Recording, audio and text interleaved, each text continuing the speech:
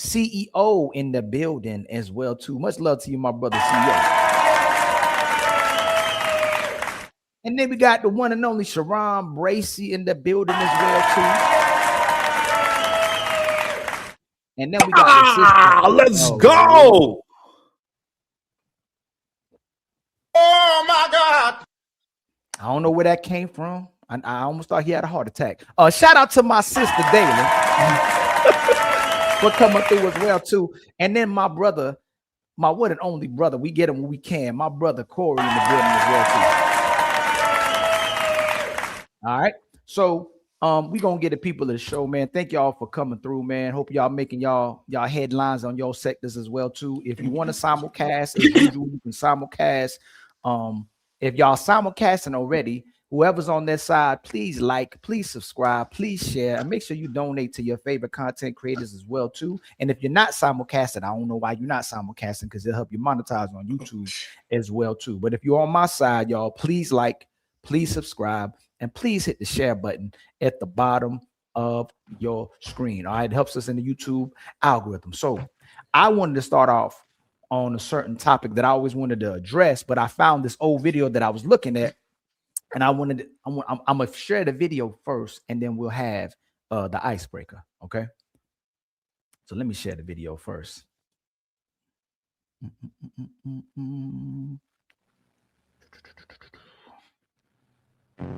In a relationship, I think I have anxious attachment style. Everybody knows I'm an Aries, I'm a fire sign. I get very passionate. I seem nice online and innocent and everything, but you guys do not know. I will go to battle with my yelling, with my words, everything. I'm good at that, right? And if I gotta yell or check anyone, that's what I gotta do. That's just the way I be. Clap back or sit back. I always have to choose clap back. I'm sorry. I'm a very kind person. But if somebody looks at me or the people that I love, it's over for you. I'm an Aries. Sorry. Never have I ever started drama with my boyfriend for no reason. Put it down. I you know. I'm territorial. I'm a jealous girlfriend. I'm a territorial girlfriend. Where you go, who are you with? That's me. I am nosy, number one. Number two, I like drama. I just don't like drama in my life, but I love watching it in other people's. So I love my baby so much. I need him with me in order to function, in order to be able to do the scenes and everything. So he's been out here with me the majority of the time. But this week, and I go home on the weekends. But this week, I had a lighter week, and I'm going home tomorrow. So I got here last night, and I'm going home tomorrow. So I was like, let me try to test myself and see if I can be without him for a day and leave him, let him and his daddy have daddy and son time. And you guys, I miss him so much. But everybody knows Moo's the best daddy dad. But I miss him so much. Yesterday on the plane, I was crying, and I went to the little airport stores. I bought a teddy bear, and I was like clutching it to my chest. I bought a building and a blanket, and I was clutching it to my chest, literally on the plane last night, crying to not feel like miserable without him. I love him so much, guys. I don't know how this is possible. Anyway. So that's the icebreaker of today's show, y'all. Are women actually bringing peace to relationships, or are they actually bringing problems to relationships? And we'll start out with my sister, Chris, and we'll get all around to my brother, Corey. All right. Starting out with me. Yes, of course. Why not? Why not? Right. Okay. Untouchable empire, baby. Are women bringing peace to relationship, or are they bringing problems? Yes, ma'am. I believe that women do both. It just depends on the type of women that you choose. Oh my God. Okay. That's it. That's where we stopping. Yeah. And the reason why I shared her, right, out of Haley Bailey, right, she was the princess. She was the princess to a lot of people. Like she was the what do you call it? Is that a word I'm using? The princess? What's the word I'm looking for? CEO? The sweetheart or the sweet? Like I don't know which word I'm trying. I'm lost for words when it comes to the type of woman people are looking at. Apprentice, the quiet one. She was a Beyonce's apprentice. No, princess. Princess, But it's that's more, the right yeah, like sweetheart, America, like a okay, you know how there you go, like the darling, like you know how America, like a lot of white people say this is the sweetheart of the society, they woman or the darling. Yeah, like that's the way she came off. So I shared her because of what she was saying and the way the type of behavior she's like engaging in type of relationships. So you think women like problems and bring peace and problems into your life. That's what you said, Chris, right? But if you had to either pick, or, just depending on the type of woman. if you had to pick, which one do you think? What do you think women are bringing most to men's lives, peace or problems in today's society? More problems. I would say more problems. Only because of some of the things that I've seen on social media. I'm not on it a lot, but based off of things like you just showed, that would be more problematic. However, what I will say to that is the buck can stop with the person that chooses them. If you see those red flags, you should run. Uh-oh, go to the red flags. Okay, all right. Woo, we got to run. So all we can do is leave, right? Yeah. CEO, what do you think? brother. Or why do you think? What do you think? Majority of the women are today in society. Are they bringing peace or problems in today's relationships, my brother? I think majority of the women today are wearing a mask, right? Depending on how they feeling is which mask they could pull on. So they're going to put on. So I think they can bring peace and the chaos. It just depending on all how they feeling in that moment. But remember, the women are supposed to be the lovers and nurturers, right? So I'm asking that because if the sisters are the lovers and the nurturers, and they are the ones supposed to be bringing peace, is that what you're seeing in today's society? Where women are bringing primarily majority of times peace? That's not what I'm seeing, but I know it exists. Okay. How about you, my brother Sharon Bracy? Do you think majority of the women today are bringing peace or problems into the relationships without using the word both? No problem. I believe. Thank you, my brother. Problems? I got you, man, already. That's what I'm talking about. Problems. I believe majority of the women are bringing peace to relationships, in my opinion. Oh, my God. And even the way how she explained it, she like to see drama in other people's relationship, and she like to watch drama on TV. She has talked to her homegirls about drama and all that. But in her personal life, she wants to have her house quiet. She want to be with her baby and most likely her man. That's how most women are actually living their drama out of, through watching SVU late at night before they go to sleep, talking to their crazy ass homegirl. They talk to you about their crazy day, and that's how they get their drama out of their system. But at home, they want to be homebody, sit down, eat, maybe get some mascara with you, and keep it moving. That's what majority of women are attempting to do. Okay. How about you, my sister Dalen? What do you think a majority of women try to bring into a man's life today? You think it's peace or problems? Try to bring to the relationship. Bringing. I'm sorry. No, I know. Thank you so much for catching me too. Yeah. What do you think? Dalen, you think you was slick? I see what you just trying to do right there. And use my words against, but I got you. So what do you think majority out? She said, try to. You caught on the quick. Oh, you try to? This is easy right here. They try to love you. They try to be there for you and support you. But do you think majority of women today are bringing peace or problems in today's relationship? I think just like Ms. Prashana, but I know you said most. I do believe it's peace, but I also do believe that drama and chaos can be picked up along the way.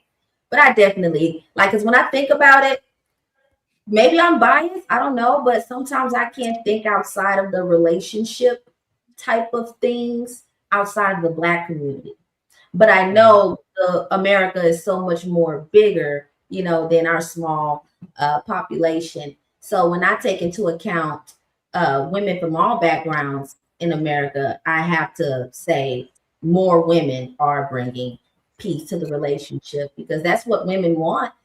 in relationships is peace, pieces of chicken, wine, you know, vibes, love, family. So yeah, I think it's peace. Okay. How about you, my brother Corey? What do you think majority of the women are bringing to today's relationships? Peace or problems? I think it depends on the woman. Okay. I think men and women struggle with communication and emotional regulation. Because of that, they bring chaos to each other.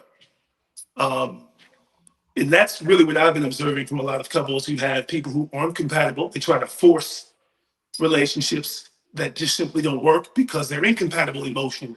They lack the communication skills to sustain a healthy relationship. And because of that, chaos erupts. So it really depends on the relationship and the two people involved with each other. That's how I feel. Mm-hmm. So why do you think that a lot of times then a lot of men are coming online in their experiences, coming to the panels and in real life and in public, coming to, you know, to these discussions saying that a lot of women struggle with giving them peace. A lot of women struggle with accountability. A lot of women struggle with love. They are liars.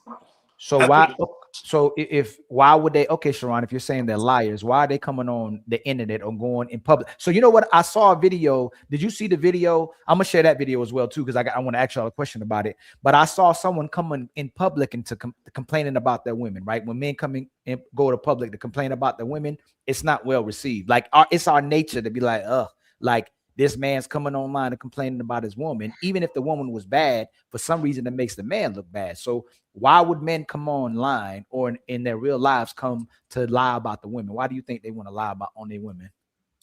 They ego get bruised. They want to look like they are the correct one. They do not want to actually give the power to the one that is actually moving in the proper direction, the one that is more responsible, the one that is having to nurture the relationship. They want to seem like they are that person, but in reality, they giving that power to the woman, and then they get upset when the woman is moving in the proper direction, and they are not so-called the leader anymore, and they have a resentment towards their own woman. And so now they go ahead and express that to their fellas, the only person that's going to listen to them and not correct them and challenge them. Because most of the time men coddle other men because y'all feel like, damn, brother, she's doing that too. You a good brother, even though that man is not actually doing anything properly to be calling him a good brother. No. So what are they lying about when they come online? What are they lying about, Sharon? And anybody else can add too. If you believe that the brothers are lying about too, what is it exactly that they're lying about? So for example, a lot of brothers will act as if this woman is nagging him. She's doing this to me. She always nagging me. However, if you would have just did what was supposed to be expected in a relationship, she wouldn't have to ask you 2 and 3, 4 times. So it won't be no nagging. You are not holding up your end of the bargain. And then now she is so-called nagging because you are not holding up your responsibility. Now it's nagging. You having to be you got a wandering eye, and then now she is acting out in public while she's correcting you with your wandering eye. Then you're like, yeah, man, she crazy. No, she ain't crazy. You are doing things that you ain't supposed to be doing within a relationship, and then now you gaslighting the young lady, act like she did something to you, and y'all brothers would just so her like, yeah, you know, our woman, they be crazy, bro. You can't control her. No, it's you doing crazy things and she's responding to you. Okay. So you saying they're lying. Where are you coming up with the determination that they're lying? And who's telling the lie or the truth on the brothers? Who's telling you the truth about what they're actually doing and how you coming to the table and going, the brother is lying, but whoever's telling the truth on them, this is the truth tellers. So you're saying the women are telling the truth about what's happening with men and the men are lying about what's happening in relationships. Women are responding to their mate. The way how we know is because majority of men would come to, I'm gonna go with the lie part. So for example, one lie that is a normal lie that men would say is that like, she don't know I'm cheating. I don't know why she tripping. She don't gotta know. She understands all these different things of who you are and things are not added up. So she, hey, why you stayed out so late, blah, blah. She have accusations. And even though he is cheating, he will call her crazy because she don't have the downstroke proof of it, and then he will act as if she's crazy, and there go the gaslight of the whole situation. Now she's crazy, even though her intuition is telling her the correct thing. Yes, but we know data-wise, most people don't cheat on each other, right? Most people aren't cheating. So let's stick on the relationships where the people aren't cheating. And so, and there go the first lie. No, hold on. If you can, and that's how it snowballs into a, because men will coddle that, say, yeah, us men are stand up men. So I'm wrong. We know for a fact that majority of men they go with their homeboys and they will go ahead and push their brother to cheat on a good woman. So most men. So hold on. Most men cheat, and Dalen, you agreeing with him too? No, he's going deeper. I was talking about. No. I'm asking just real quick, y'all. I'm asking real quick because I'm gonna ask you one more question. So you and Dalen agree that most men cheat. That's what y'all are saying, right? No. He's saying his own thing about men specifically, but to what you said previously is that most people don't cheat. People don't cheat. Yes. You said people instead. So yeah. Yeah. That data wise, when we look at the data, whether you're looking at self-report or other people reporting as well too, most people aren't cheating. Most people aren't saying they're getting cheated on.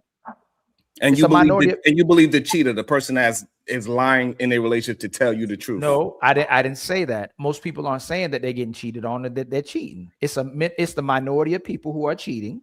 And can we talk about the relationships of the people who are having issues prior to the number one reason most people separate Sharon is because of lack of commitment. That's the number one reason. But the issue that we having, right, is you trying to turn it into a different conversation. We having a conversation. No, I can stay where you are, but we having a conversation about the lies and the problems within relationship that men are having when they voice it to their brothers.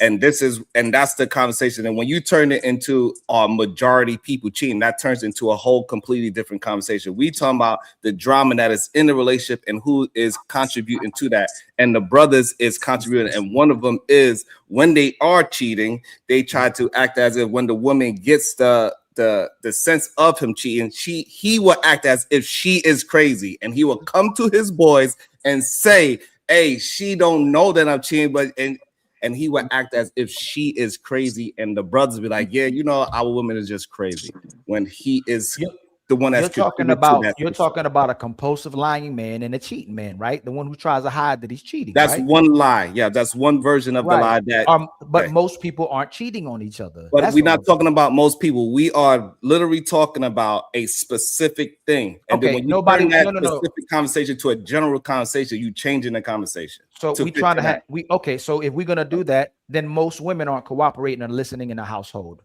They don't. Most women are fighting back and pushing back when their man is giving them an instruction or telling them to do something and trying to lead a household, and that constantly is testing their man and always trying to take power over a relationship. Well, we have multiple women now telling women to mistreat their men to always have the power and leverage of a relationship. Is that true or false? False. See, that's what I'm saying. So why do you get to say what I said was false, but you get to say that it's true that men are cheating?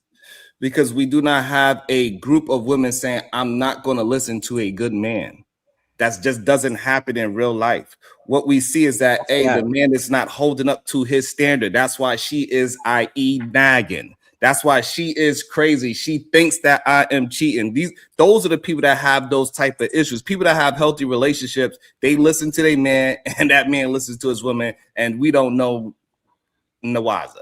That was false. What you just, there are women leaving good men. There are women saying that these good men were boring. There are women that saying that they grew apart from this good man, and being a good man isn't enough. That's false, Sharon. There's literally a video that's circulating now that's viral that a woman stayed with her man for 9 years but was miserable because he had a small penis, but he was a great guy.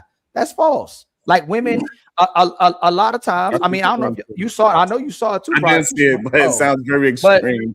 But yeah, and everybody was going in on her. But what makes us so defensive? And I think it's an innate thing, a natural thing for us always to see our women and our mothers in the right, because that's how we were raised. That's our mama. Most of us we love our mamas. But as we get older, we get to see what actually is happening. And today's version of relationships is completely different than the ones we grew up with, depending on what y'all saw. But all I'm saying is, why don't we address the majority of what's happening versus the minority of what's happening, which we would probably all agree a man should be cheating on his woman. And if a man is typically cheating, he's probably being manipulative. He's probably trying to take advantage of her, and he probably tries to play her as well too. Nobody's denouncing that.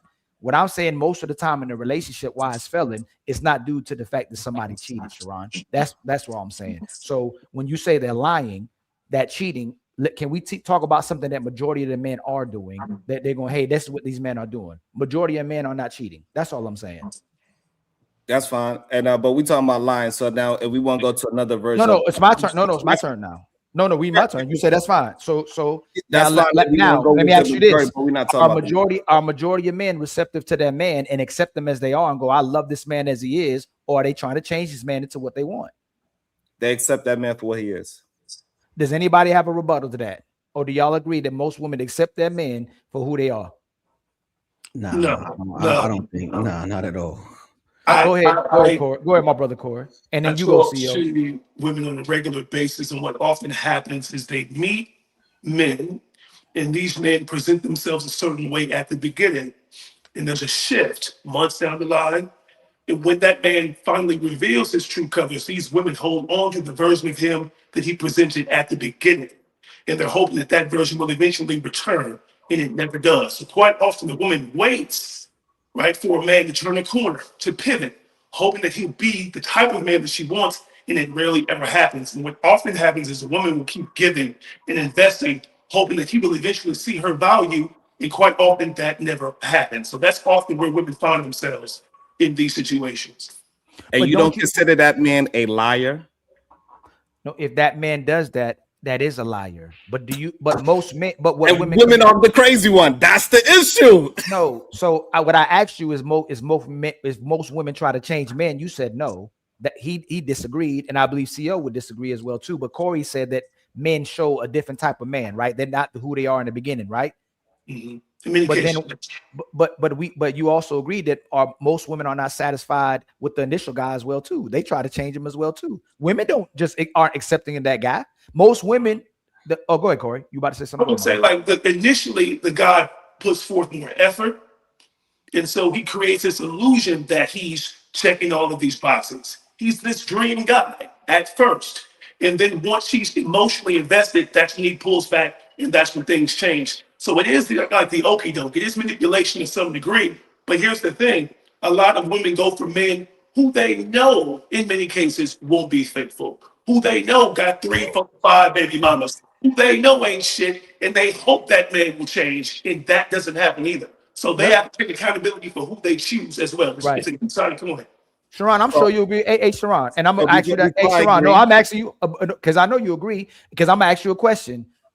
Who would a woman sleep with first? The man she's crazy about, but already knows that she'll never marry her, or the man that would marry her, but she's not crazy about? Who she has sex with first, Sharon? She definitely have a choice. So she's going to choose the person, whatever that thing is. So the woman absolutely has a choice. You didn't answer my Sharon. You didn't. Sharon, I know you ain't just did it. That was my question. The woman absolutely has a choice who she sleep with. No. Sharon, I'm asking you again because if you want to frame it as crazy, then yes. No, Sharon, that was my question. Crazy in love, yes. The crazy in love, however you want to frame it. That so Sharon, so hold on, Sharon. Work with me, Sharon. Work with me. I'm gonna get right back. Sharon, I'm gonna give you the mic. Sharon, I'm gonna give you the mic back. So, do a woman accept that guy that would have married her and Prince Charming the way he acted? Because typically these guys are crazy about the women want to be with these women. They want the guys that they are crazy about. Does she end up dealing with a guy she's crazy about and tries to mold him and change him to what she wants? No, she do not try to change him. No. Corey just told you when you agreed. See that now that's a lie. Hold on. I want to address it. So no, what Corey showed was that lie that men put forward up front. That is the lie already. Already, that's 2 lies that we uncovered in a very short time. And I'm glad Corey was just being honest about it, because majority of men, they will come into the relationship lying, and then when the women want to hold him accountable to that representative that he showed her, then that's when she become nagging. That's when she become crazy, and that's when all these women, they want to be lied to. They don't want the real me, and they start to resent that woman because they know they got that woman off of a fallacy in the first place, and he cannot maintain that mask that he put on in the beginning, and that's why he wound up breaking up with that woman. Corey didn't say that. How did he? So one, how did he lie? 2, that's not what he said. He said the women would be struggling with picking the red flag guy too. They struggle with, they don't struggle with venting. They struggle. They pick that guy that they know ain't ish from the beginning, and they deal with that guy. That's what Corey said. You agreed with him. So how did he lie if you agreed with him? Unless y'all both lied. I think 2 things can be true at the same time. You have a group of women who are manipulated, and you have a group of women who constantly and consistently choose the wrong man. And this is why you have men who will have 4 and 5 baby mamas in the same neighborhood, in the same city, it's because many women go after the men who they know are either dealing with other women, they go after men who've been with their best friends, men who they have heard about, through the grapevine. This happens all the time. Right, but what I'm saying, he conceded to what you said and then said you lied. But then that would mean that he lied too if he conceded to what you said. Y'all both lied if you lied. But so I'm just Sharon, saying why that did you two say? things No. at the same time. Okay, hold on. I see what's going on. You missing what I'm saying. Okay, we I'm missing. saying the initial lie, right? So first we deal with the lie with the cheating part. Now Corey is bringing up a different lie that men do when they put that represented out and they cannot maintain that lie that they presented to that woman. That is another lie that men produce to women. And then that man, he turns into looking at that woman as she's crazy. She's nagging him because he cannot maintain that facade of this perfect man for that girl that he presented to her in the first place. That is the lie, not him lying. Men are lying with that representative is what I'm saying. There's another layer to that, though. It's the lies that women tell themselves about that man.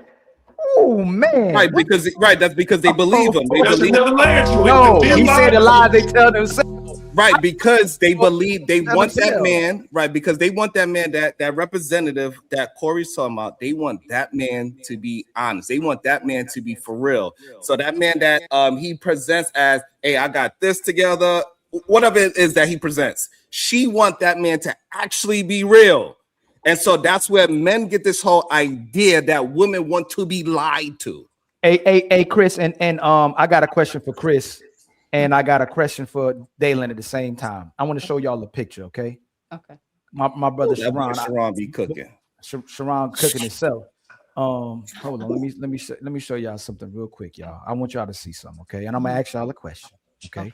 Because I'm on my brother Corey's side. My brother CEO, did you agree with or disagree or anything with my brother Corey was just saying? Well, they both made valid points, right? I agree with CEO.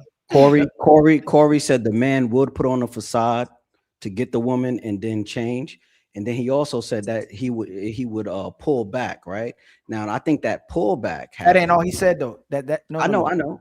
But how can he? So how can it be? Hold on, CEO. Corey said that initially, that men can present one thing and be something else, and they lied to the woman. That's the first thing that he said. But then second thing, he said that a lot of these women already see the red flags of this man and look past that because they'll lie to themselves. Yes, and that goes into what I'm about to say right now. Right? Okay.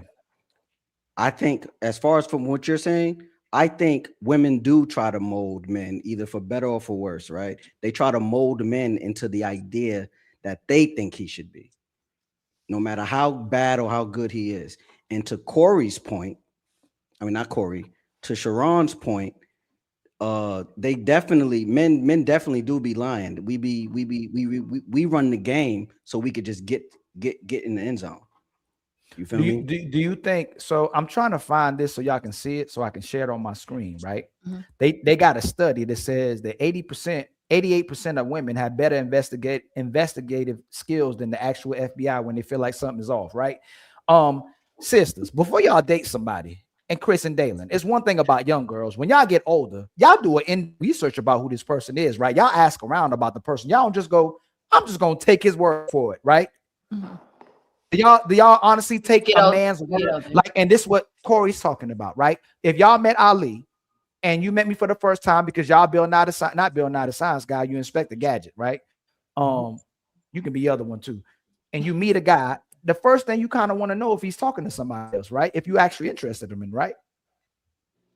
Maybe when we're 20, in our early 20s, yeah, but as you get older, you start to assess how you make yourself available to certain men. So when they do approach, you take what you hear as what you hear it, as you hear it, taking information as you get it. I wouldn't say we're immediately checking Facebooks and Instagrams to verify, but we will interact with one another that will make it easier for us to be shown something that we need to see ahead of time. So instead of looking for it, we put ourselves in positions because now we know better to let the information come to us so we can act accordingly.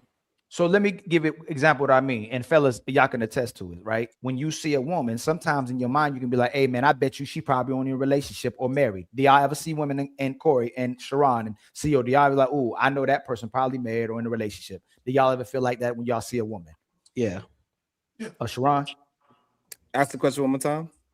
Do you ever see a woman and the way she's conducting herself, the way she's moving, how she may present herself? You're like, man, I bet she's already in a relationship. She already got a man. No. Okay, you're the only one, right? How about you, Corey? Yeah, I've made that Now, conclusion. Sure. sisters, do you ever see a man and go, oh, I bet he dealing with multiple women if he don't got if he might be in a relationship, or if he ain't got a relationship, he probably dealing with multiple women. Do y'all have that innate sense as well too when y'all see a man or meet a man?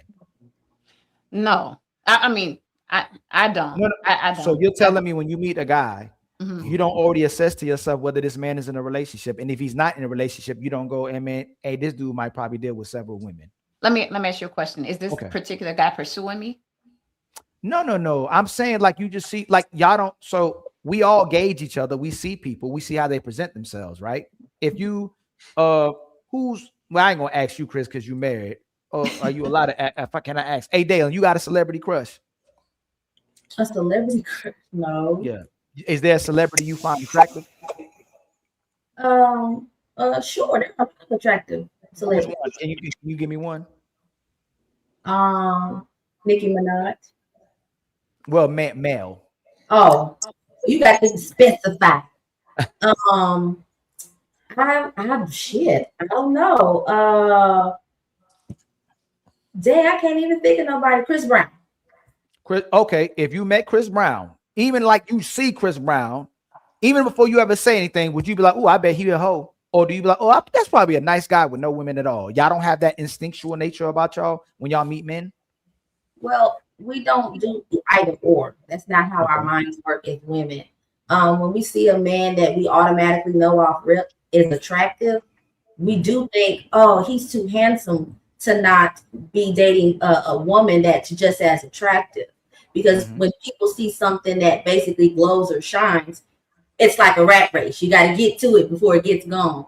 So I do absolutely believe that most of us think, well, I wonder if he's married. The first thing we'll do is probably look at his left hand and see if he's wearing a wedding ring of some sort, or if we see his car, we're looking for the car seat back there, like or something like that, just to or ask if he has options, but if you don't see when you don't see a ring, do you typically believe this man probably doesn't talk to a woman, talks to one woman or several women? Is what I'm asking. I can't do that based on what I'm looking at. That doesn't happen until we start to engage in conversation and you start hearing how a man talks, what his level of conversation is. Right. And I'll even tell you this, even how he dresses, that can tell more. You can say something more before you even need to say anything out of your mouth based on how you dress. So case in point, if y'all met Corey right now and y'all met him like that, you saw him like that, look, you see him right there, sitting down right there, would you go, oh man, he probably doesn't talk to any woman, or he probably talks to one woman? You go, that brother probably out there knocking him down. What would you think? We would say something like, I'm sure that he's not short of options, meaning that he's an attractive man. So I'm sure that he does have options. That's how we would think. I'm sure he has options. And we wouldn't say like, oh, I'm sure he's knocking them down. You know what I'm saying? At least my mind doesn't think like that. I don't think we rush to be like, so when women, like, would you believe most women, like Sharon just said, most men cheat? He just said it himself. That's a man that said it. Yes, you did. We that's what we were fighting about. He said, hey, CEO, you my witness. I clarified. Corey, my witness. Oh, you did. I did clarify, please. Yes, I did. I clarified. That's crazy. We was having a specific conversation. Okay, let me not ask you, Sharon. Hey, CEO. Crazy. What's up, brother? And Corey, do not most women, a lot of their narratives will say that all men are cheaters, all men are dogs, all men want is sex. I've heard that. So I'm asking Dalen and Chris while we having this conversation, y'all don't go, oh, I know. You just go, oh, he's a handsome guy, but he probably doesn't talk to anybody, maybe one woman. Oh, he has options. So check. He's not knocking them down though. It is the type of woman with a certain mindset. So the type of woman that you're talking about, and I'm not putting anyone down. The type of woman that says something like, I'm gonna give you an example. Oh, I'm sure he's probably knocking them down. What do you think of that type of woman? A woman that says, "Oh, I'm sure he might have options," or a woman that says, "Oh, I'm sure he's knocking me down." What kind of women? These are two separate types of women with different mindsets. She's being realistic because the women like the men. They're both being realistic, but it's the manner in which you say it. So no. I didn't say you would say it, Chris. I said you think it. No, right. The think. Okay, so the think, but it's the manner in which you would think that. So a woman who says and thinks in her mind, "Oh, I'm sure he's knocking it down," immediately she's running to a negative disposition versus a woman that's saying, "Oh, I'm sure he has options." That's positive, meaning that I am aware that this man right here is not short on options, meaning that I may be an attractive woman. He may see me. However, I'm sure that there's a possibility that there's somebody else that can catch his eye as well. You see what I'm saying? Versus a woman who says, yeah, go ahead. I'm sorry. I think you and I know, Krishna, like what that type of way of thinking of a woman, what that stems from. And it's one word. Like when you first were explaining it, it just clicked in my head that there's a certain thing that a woman has to have that's no good for her that makes her think what a man already has when she sees something that she likes. I think purity. Do you think that's what it is too? Yeah. That's a little bit of it. Some of it. And immaturity too. There you go. Yeah. What I think happened is Ilkan, you jumped the gun to a woman's discernment of how that man is communicating well, because some men could come off as, "Hey, I'm into smooth talking to women, and I see the way how you communicate, you do this very often," type of vibe. So women can pick up on a man that he has a certain kind of style and routine, and she like, "Oh, hey, we know what this is." Like, I think that's what you say. No.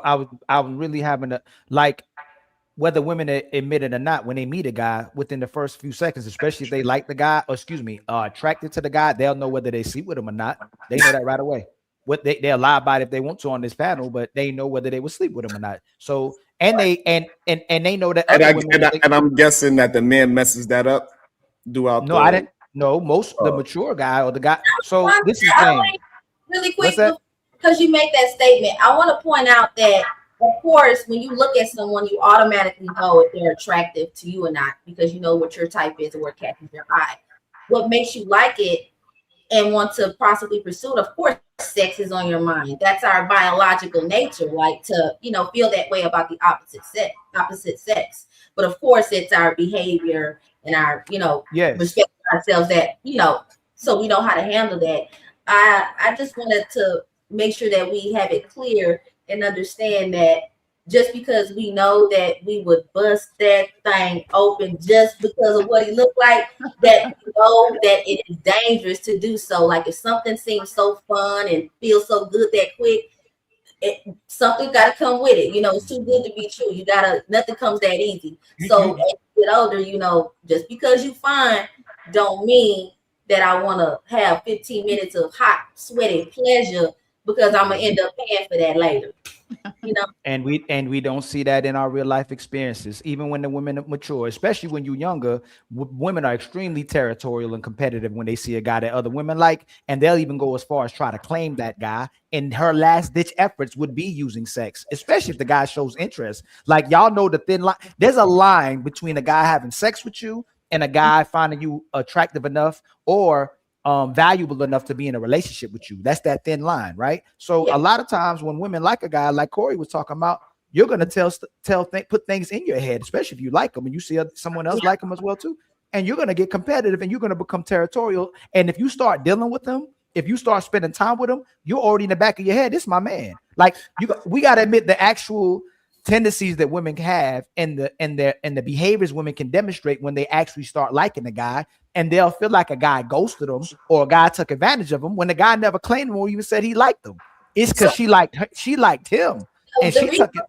That the women feel like they have to compete is because eventually a man that exercises his sexual options eventually stops.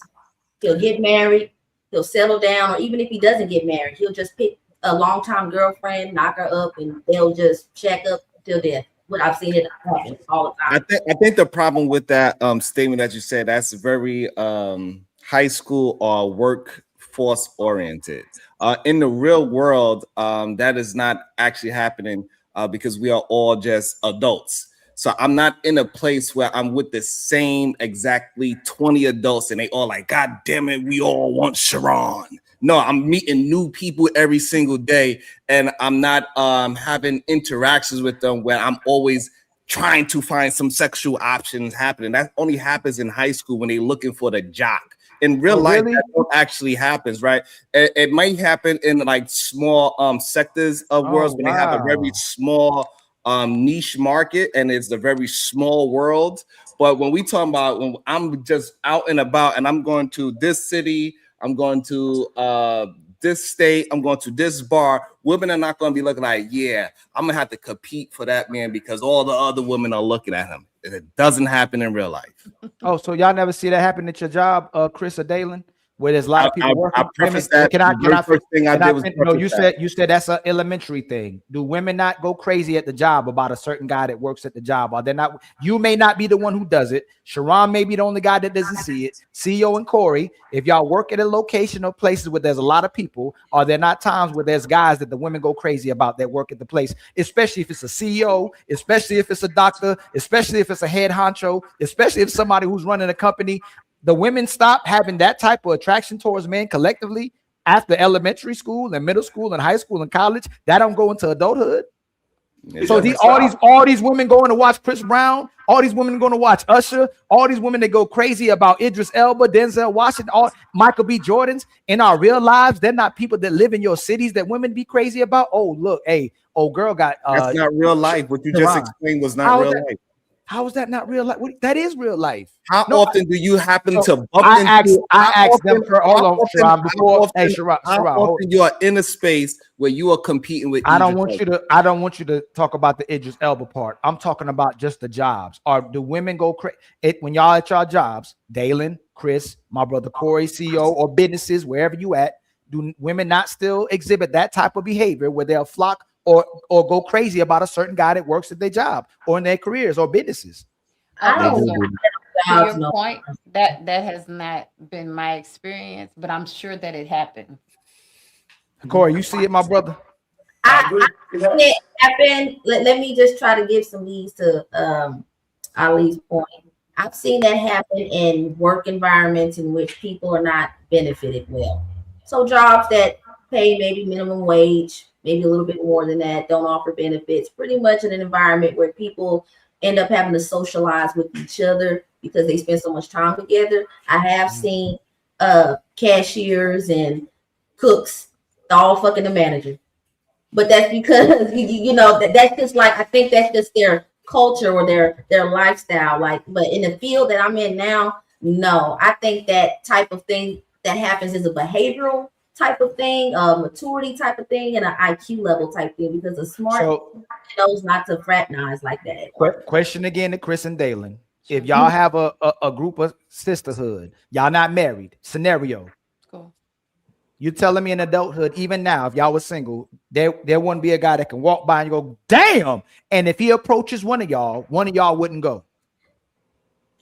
I mean, yes, of course. If there's a, I mean, I wouldn't use those words, but I mean, yeah. I didn't say it's not about the. So even if that's the extreme, I'm trying to shed light on the behavior. Sure. I'm trying to shed light on the fact that it doesn't change, even in elementary. We would say, yeah, that guy looks good, and if he tried to talk to us, and we thought that he was a good suitor, yeah. Right.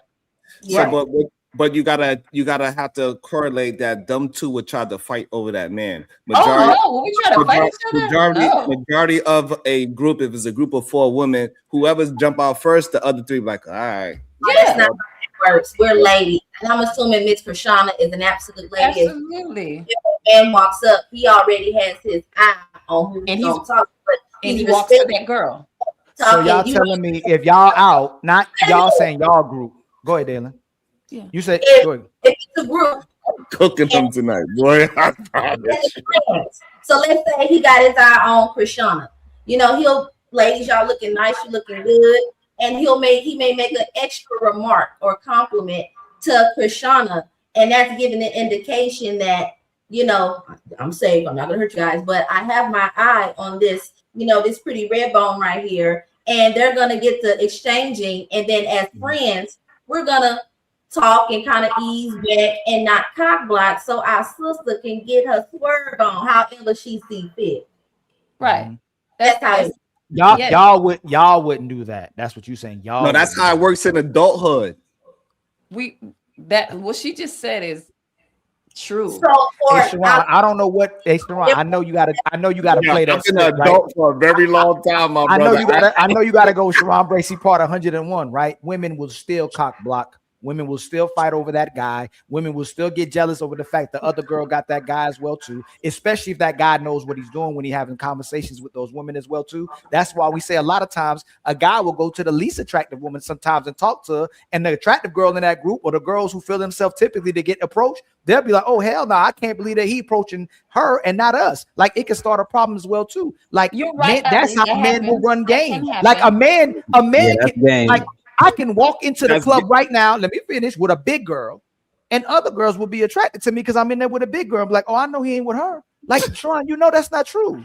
Like, you can go right now. I can take an unattractive girl. And let me finish. I could take an unattractive girl and a big girl to the club with me right now, and I'll start pulling women because I brought them to the club with me. They're like, oh no, that's not true. You're gonna be pulling. It's a certain caliber of woman that you will pull. Yeah, because women are competitive. A certain caliber of woman that you will pull. Like the woman that what you're saying, Ali, can definitely happen, but it is certainly a certain type of woman. If you're thinking about a woman that is, sees herself as, valuable or respects herself and carries herself in a certain manner, she will not come to you. But there's a certain woman that will, and they'll be attracted by the fact that you have two women on your arm, and they'll come for you. But remember, and it's the checkmate for Sharon as well too. He said men cheat, which means when the man's cheating, that woman knows that man has a woman as well too, and she's competing for him.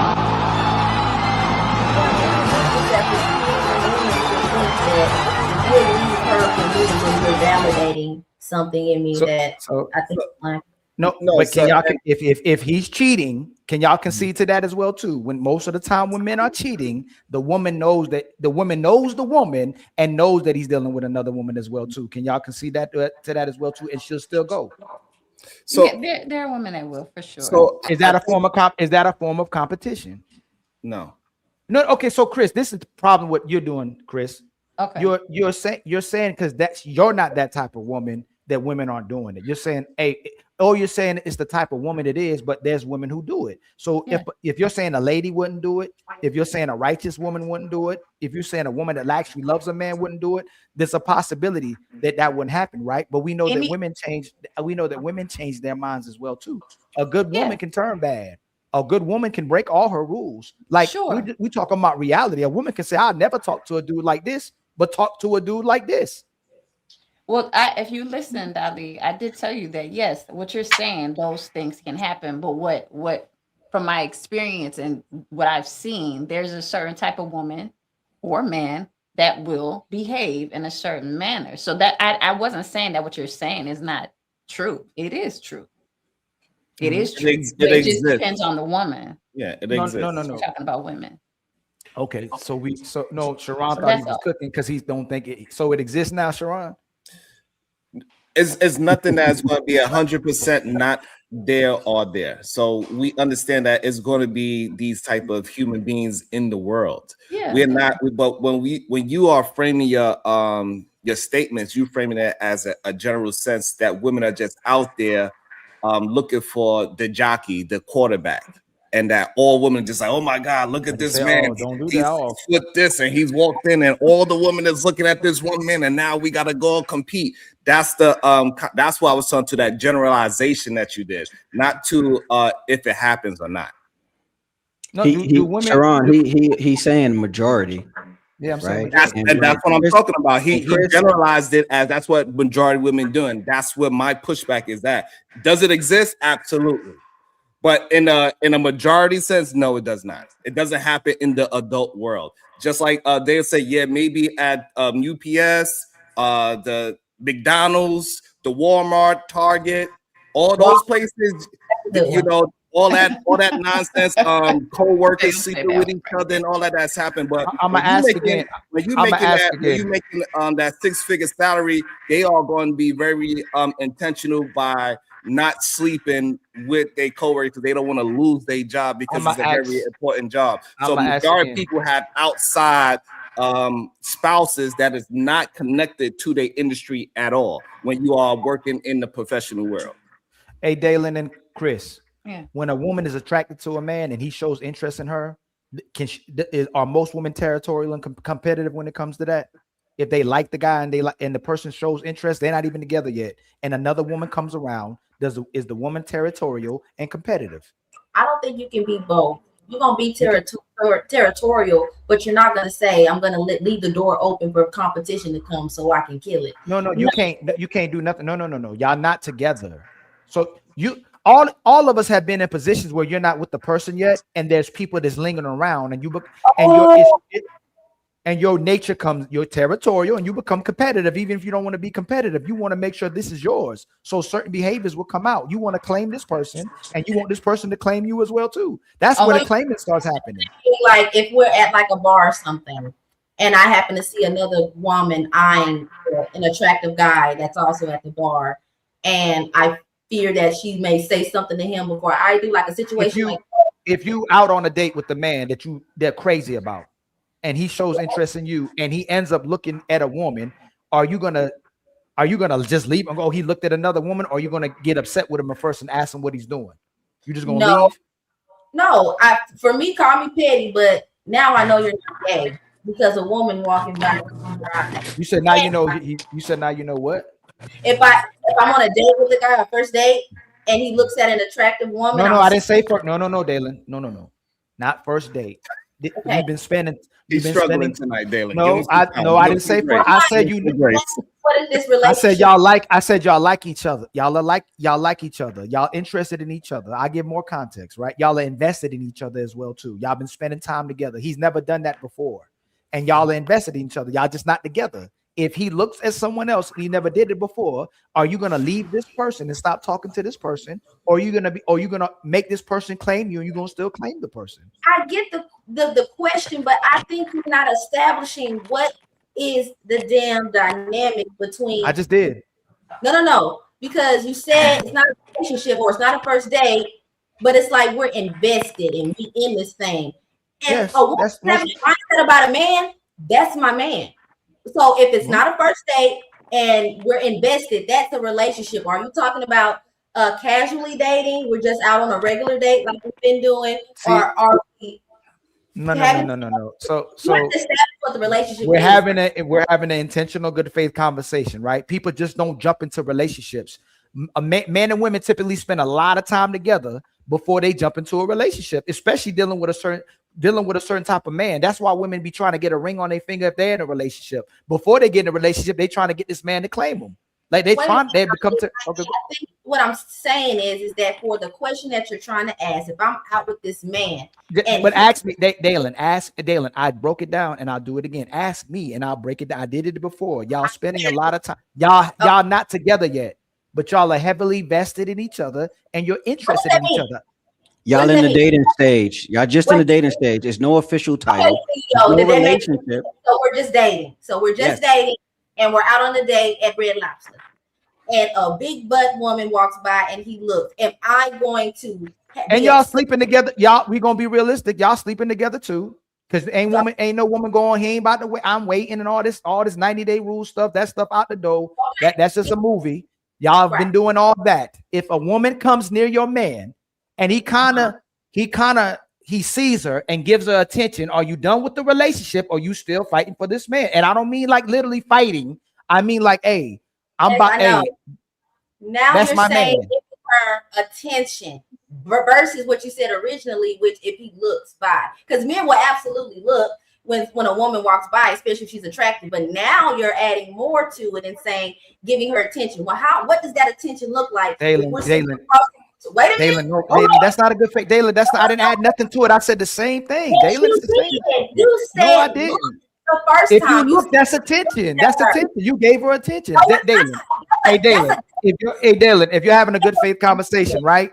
You should ask me. You're putting word. Look, you're not asking me. You're just saying this is what you mean now. It's the same thing. He looked at the person. He gave them attention. I got you, Ali. Watch this. Jalen, let me put it simpler for you. Let me put it simpler for you. You're on a date, and the waiter is extremely beautiful and attractive. And when he's placing his order, he engage in a little more conversation with that woman.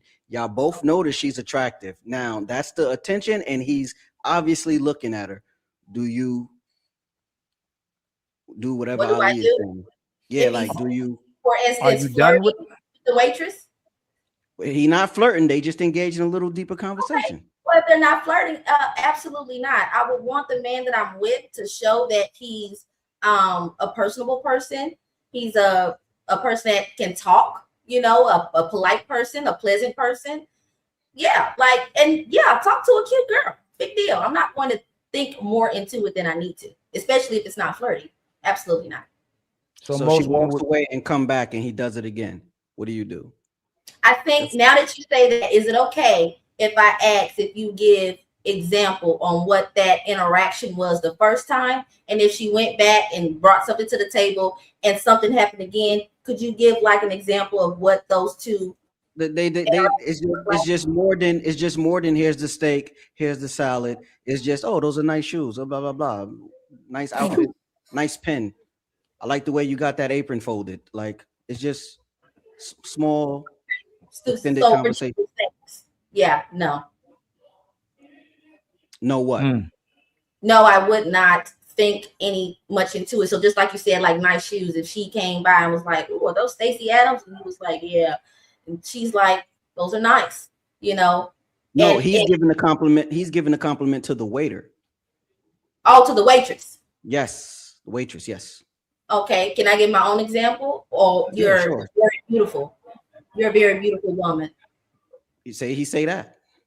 If he says that, more than likely, if he's saying it and we're on a date and we're screwing, she probably is, and I would most likely agree too. But definitely, I would be paying attention to see how far would this man go to disrespect me in my face, you know. But were those two interactions disrespectful in any way? No, I wouldn't say that's disrespectful. That would be kind of taking it too far. Only because I wouldn't know if I'm trying to gauge, well, what is his intention on doing that, or what motivated him to doing that. If I'm not thinking about that, then no. Got your answer, Ali?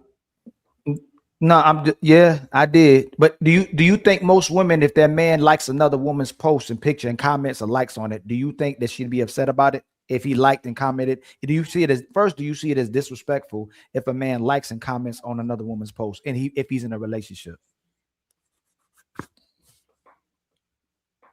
Dalen and Chris.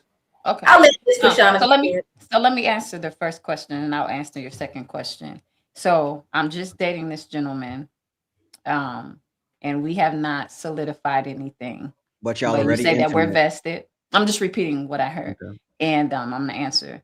And so we're sitting down and we're having dinner, and there's a beautiful waitress that comes, and he compliments that waitress, or he looks at that waitress.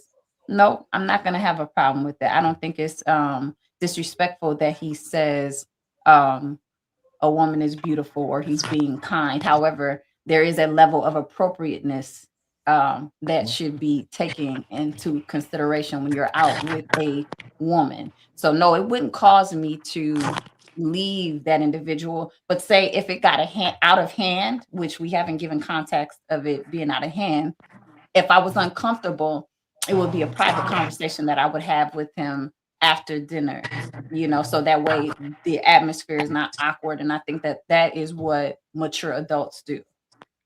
Right. The main thing I'm just saying, addressing, is the fact that a lot of times women struggle with demonstrating that they would show some type of jealousy. They would become territorial, and they would do whatever they can in their power or leverage without doing too much to get this woman outside the side of this man. Like they wouldn't just be content with it and go, he was just nice to the person, or I don't have no problems with it. They'll be just as competitive, if not more competitive than men as well too. And they'll show signs of jealousy as well too. And I'm not saying nothing's wrong with it, but a lot of times women will act as if they wouldn't care if their man would do a man that we're interested in were doing that.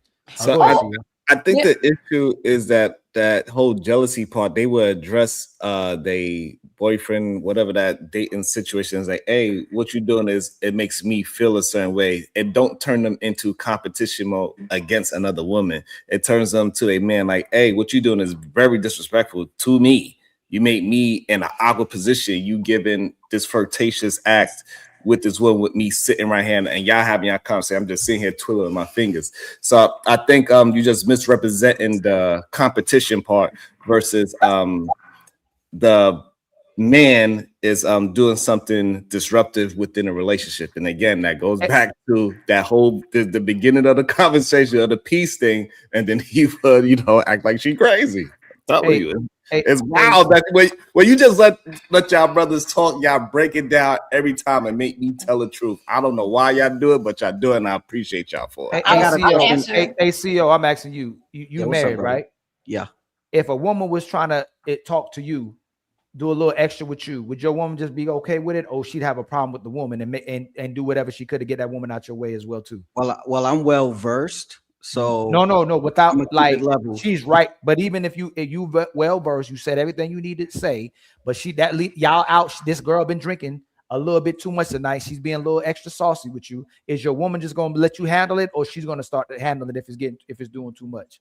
If what I did didn't work, I'm definitely going to give her the signal to like get this chick away from me. No. Before you give the signal, do you think she would engage? No. So she'll just play back. Yeah. Because are you saying because y'all had a conversation before that or something? Because I have a level of respect, and I don't want it. I don't want any action that I do with another woman to be misconstrued as anything more than just general conversation. No, I hear you. But if you're with your lady, you think she'll just sit there and be like, oh, whatever. Yeah. My lady, yeah. Okay. How about you, Corey? You think if you were a woman that she wouldn't want to intervene if this woman's doing too much when you tried everything in your capacity to move her out your way, but she's being extra? Do you think the woman you with, or most of the Corey, CO2, most of the women you ever been with, your wife might be different. Do you think most of the women y'all dealt with would have engaged with this woman? Oh, I know mine would. Yeah. Yeah. Most women that I've dated definitely would have engaged with that woman. Absolutely. Yeah. She absolutely would, for sure. Yeah. But that's not out of competition. That's out of disrespect. A woman that is, even either gender, if somebody is approaching your mate in a very aggressive way while you are there, and then you make it known that, hey, this is my thing, and that person pursue it, that is not a competition thing. That's, oh, you disrespect me. You think I'm something, you misconstrued this whole, you got me effed up. And now we gotta have a different type of conversation. I'm a woman that's gonna jump on you if that's what you want. Exactly, Dalen. She wouldn't expect me to shut it down. Dalen gonna shut that down quick. I know you are, Dalen. You know you ain't about to just sit there and be like, oh, I know he got this and she doing too much. Heck no. Yeah. Right. Hey, that's my man. You be like, that's my man. No, but you went from him. So the issue with the conversation, right? You know what? We got to where we got to. I'm gonna leave it there. We got to where we got to. I'll leave it. Yeah. Let me ask this. What's for Chris? Yes. What is inappropriate in what would you consider inappropriate in that type of interaction? If a man, like he already said that she was beautiful and things like that in front of me, okay, that's fine.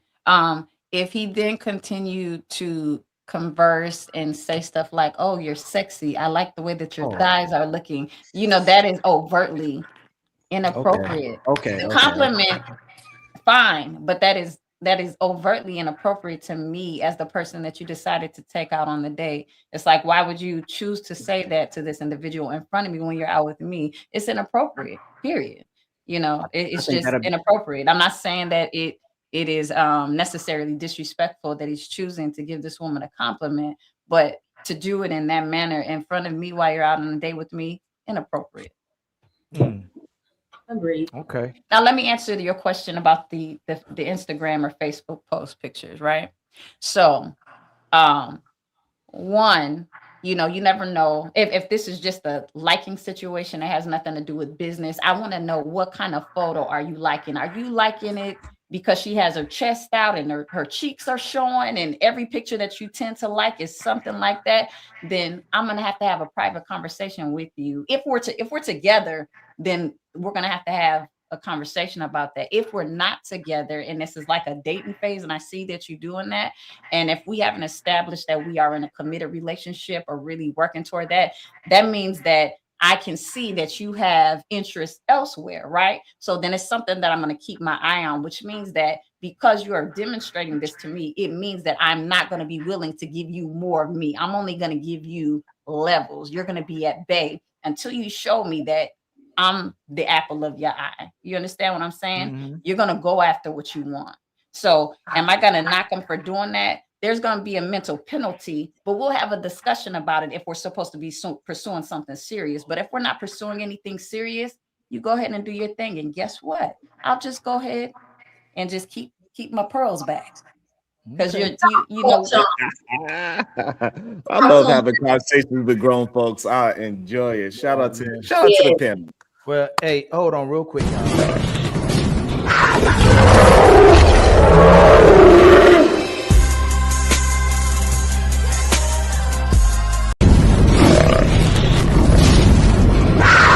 It's time for some super chats.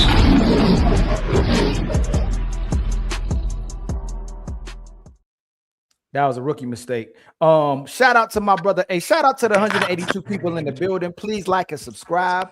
Please share with your mama, your daddy, your favorite people. Share with the YouTube universe, man. Make sure we get out there. Show love to the people on the panel as well, too, if they simulcasting. I don't know who that. Much love to TJ Shippy. Is that you? No, I don't think it's you. Shout out to TJ Shippy with the $2 super chat. Shout out to you for the late night show. Much love to y'all. I told I'm gonna go live. Whatever I gotta do to make sure I keep up with it.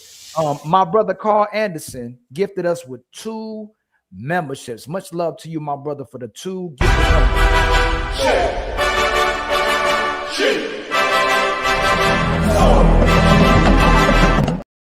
And then my brother Stu hit us with 5 gifted memberships, man. Much love to you, my brother, man. I truly appreciate you. Untouchable Empire, baby. And that makes Stu the sponsor of the show with $25. And then my brother Construct with the $1 super chat. Much love to you, my brother. And then Sue says the psychological one is here, brother, at Ilkan Ali. Much love to you, my brother. And then Carl Anderson again with the $2 super chat. AdSense is activated, but otherwise, great show. Oh man. Thank you, my brother. That's all right. Robert Platinum with a $2 super chat. I got my Krishana, but I look like gerbil. I look like a gerbil. Man, he said he looked like a gerbil. And then my brother P. Keezy with a $10 super chat. Women say the original lie that they'll marry a good man, but he's either a myth or sucker who sacrifices everything before she leaves. It's a con, and men are just protecting themselves. Much love to you, my brother, with the $10 super chat. Thank you for the $10, fam. I see you. And y'all, my brother Tariq hit us with a $10 cash app as well, too, man. Much love to you, my brother Tariq. Thank you for the $10 cash app. Chef. That's beautiful, Luis. Layers on layers. Keep cooking, Untouchables. And y'all, don't forget our goals, man. We need 13 more members, and we need a cash app blessed just a little bit more, man. I told y'all that's my favorite goal that I like to be like to have met. 1, 2, 3, hit the cash app for Ali.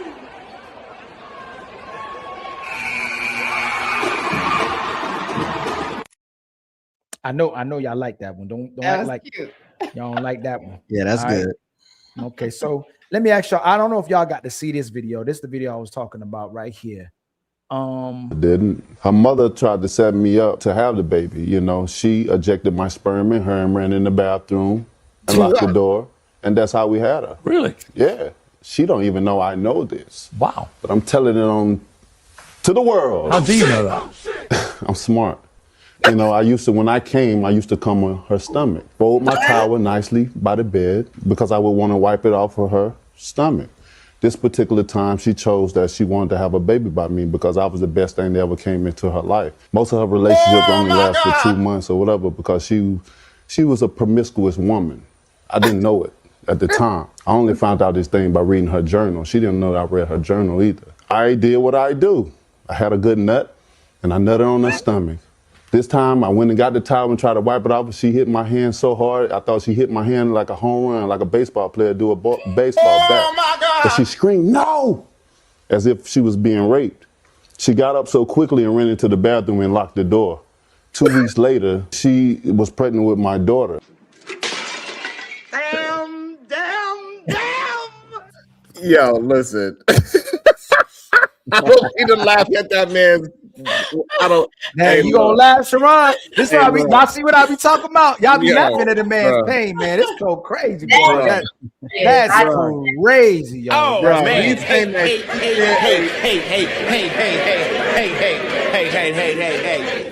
Look, man, he's saying she did a 40-yard dash into the bathroom with a syringe waiting for her in the bathroom because she knew what he was going to do. She took the goddamn turkey bastards, sucked it out of her stomach, and none of it fell on the floor, by the way. Like, none of it fell on the floor while she did this dash. She jumped up, it didn't fall. She ran to the bathroom, it didn't fall. She closed the door, locked it, and then was able to scrape up just enough and self-inseminated herself. Hey, that's baby Jesus. That's the word on the streets. I don't know. So it's Sweet a lot. Baby Jesus. It's a lot. It's a lot to break it down. But made it in America. Obviously, there's certain crimes that take place that goes unannounced or not taken as serious. So what I was going to ask is, like, I think this happened to Drake before too, right? Didn't Drake say somebody was it one of his baby mamas got pregnant a similar way too? He put do y'all believe?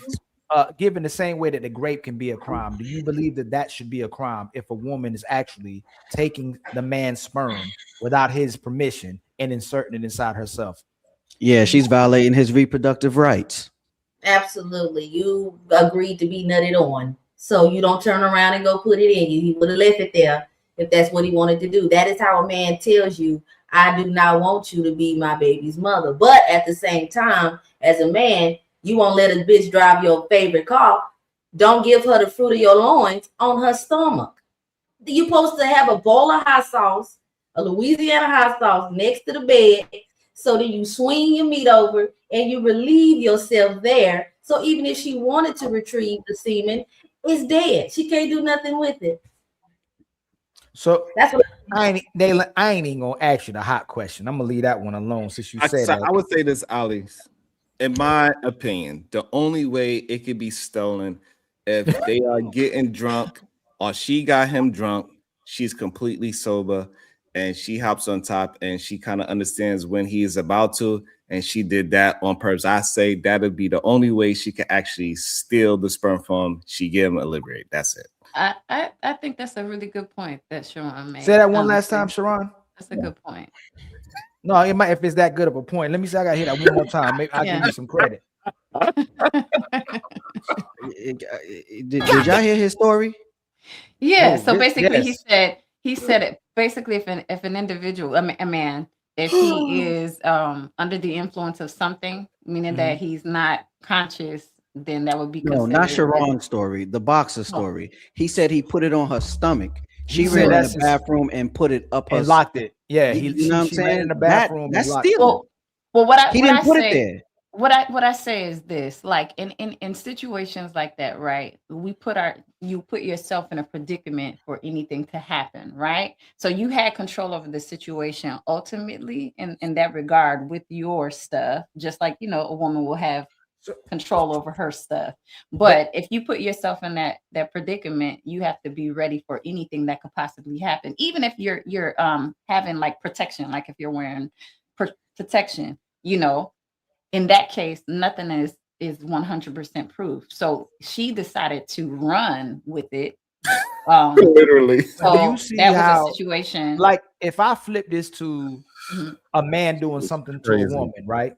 Let's say he took something from her she didn't want taken, even if she was butt naked, even if they were being intimate, that wouldn't be the response that we would say. We wouldn't say, hey, you know, if you put yourself in certain positions, you know, just be mindful of what can happen if you put yourself in certain positions. No, hold on. No. You can't that's say the it's same not. for a woman too. If you put yourself in certain positions, my so position doesn't change with the woman. What a man if she can put do herself to in a position like that and something happened, I'm not saying that it should, but the same onus is on no, her. but how would you know? How could it be on her?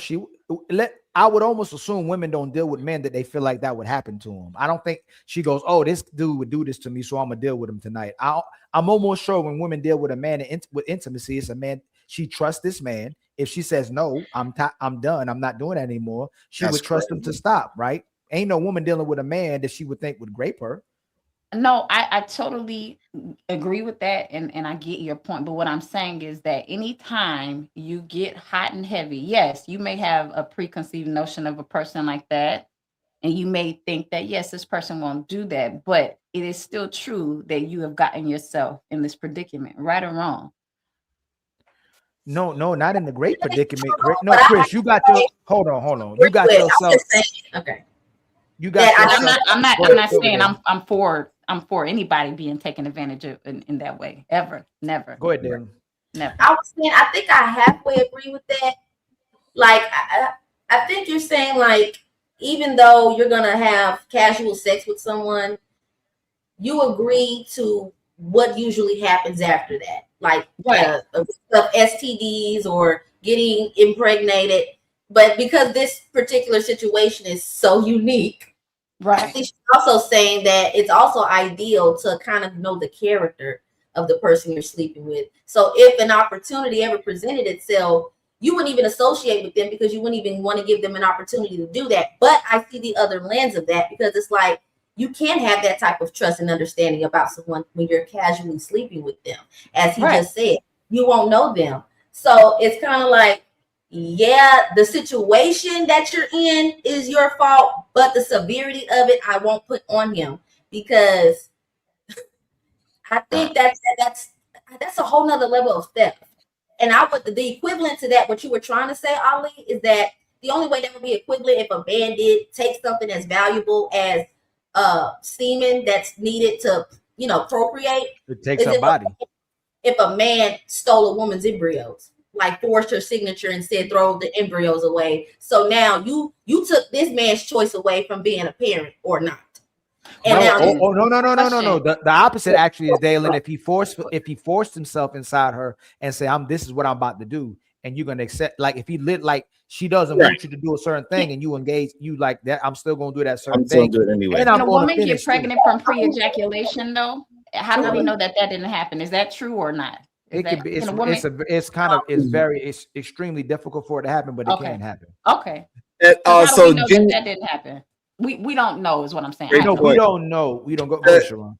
To the Genius and Ali, do y'all believe his story of the 100-yard dash? Is the question. Do I believe his story? Yeah, I believe. Jalen, you believe that somebody could run to the bathroom and get a turkey baster and put the sperm back inside of their body? Yes. I would say turkey baster, a syringe of some sort. Absolutely. If she had like a syringe, because it would soak it up easier. No one walks around with a huge turkey baster. She's not popping up chicken broth. I'm only assuming it could be an ounce or less of semen that this athlete probably can ejaculate.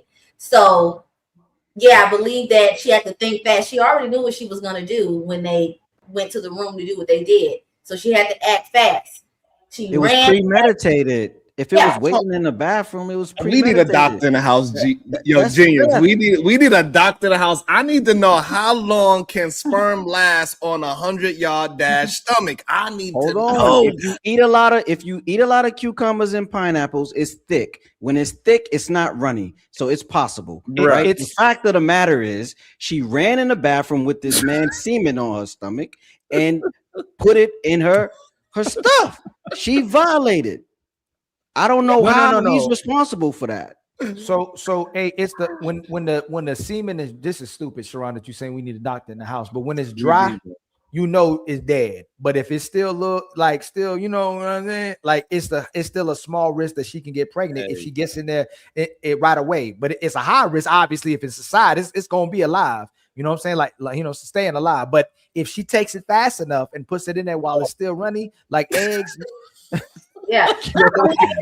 If it's still running like some eggs, it's a possibility. Hey, Ali, she can possibly get pregnant. my God. You know what I'm saying? That's how you really know it was premeditated. If Hey. she did her homework, if she doesn't have any medical background, she knows that sperm, semen only lives outside the human body for a certain amount of time before it has to be frozen to a certain low temperature in order to keep it viable. So because this was premeditated and it was done, I absolutely believe all states should start considering, all leaders should start considering and taking it seriously that a woman would make you legally responsible or make you a father. What if this man had sickle cell trait and you didn't know that? What if he had some sort of illness or something, or now you bringing in a disabled baby into this world, and just like he said,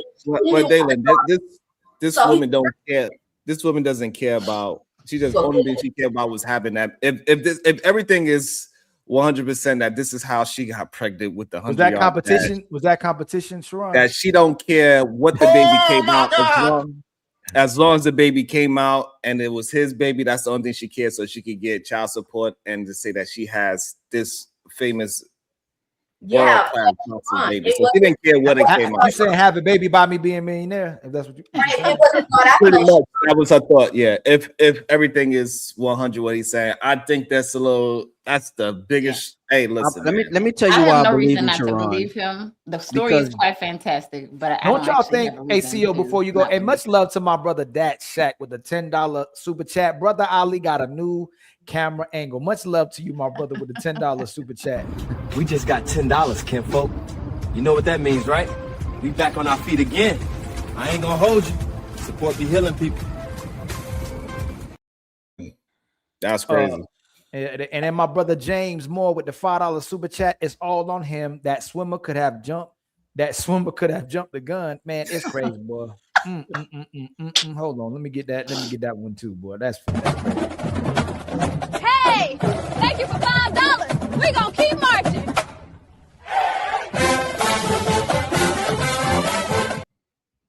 See, y'all got putting the women in there, Sharon. And then my brother Dat Shack has become an official member as well too. What up? That's what I'm talking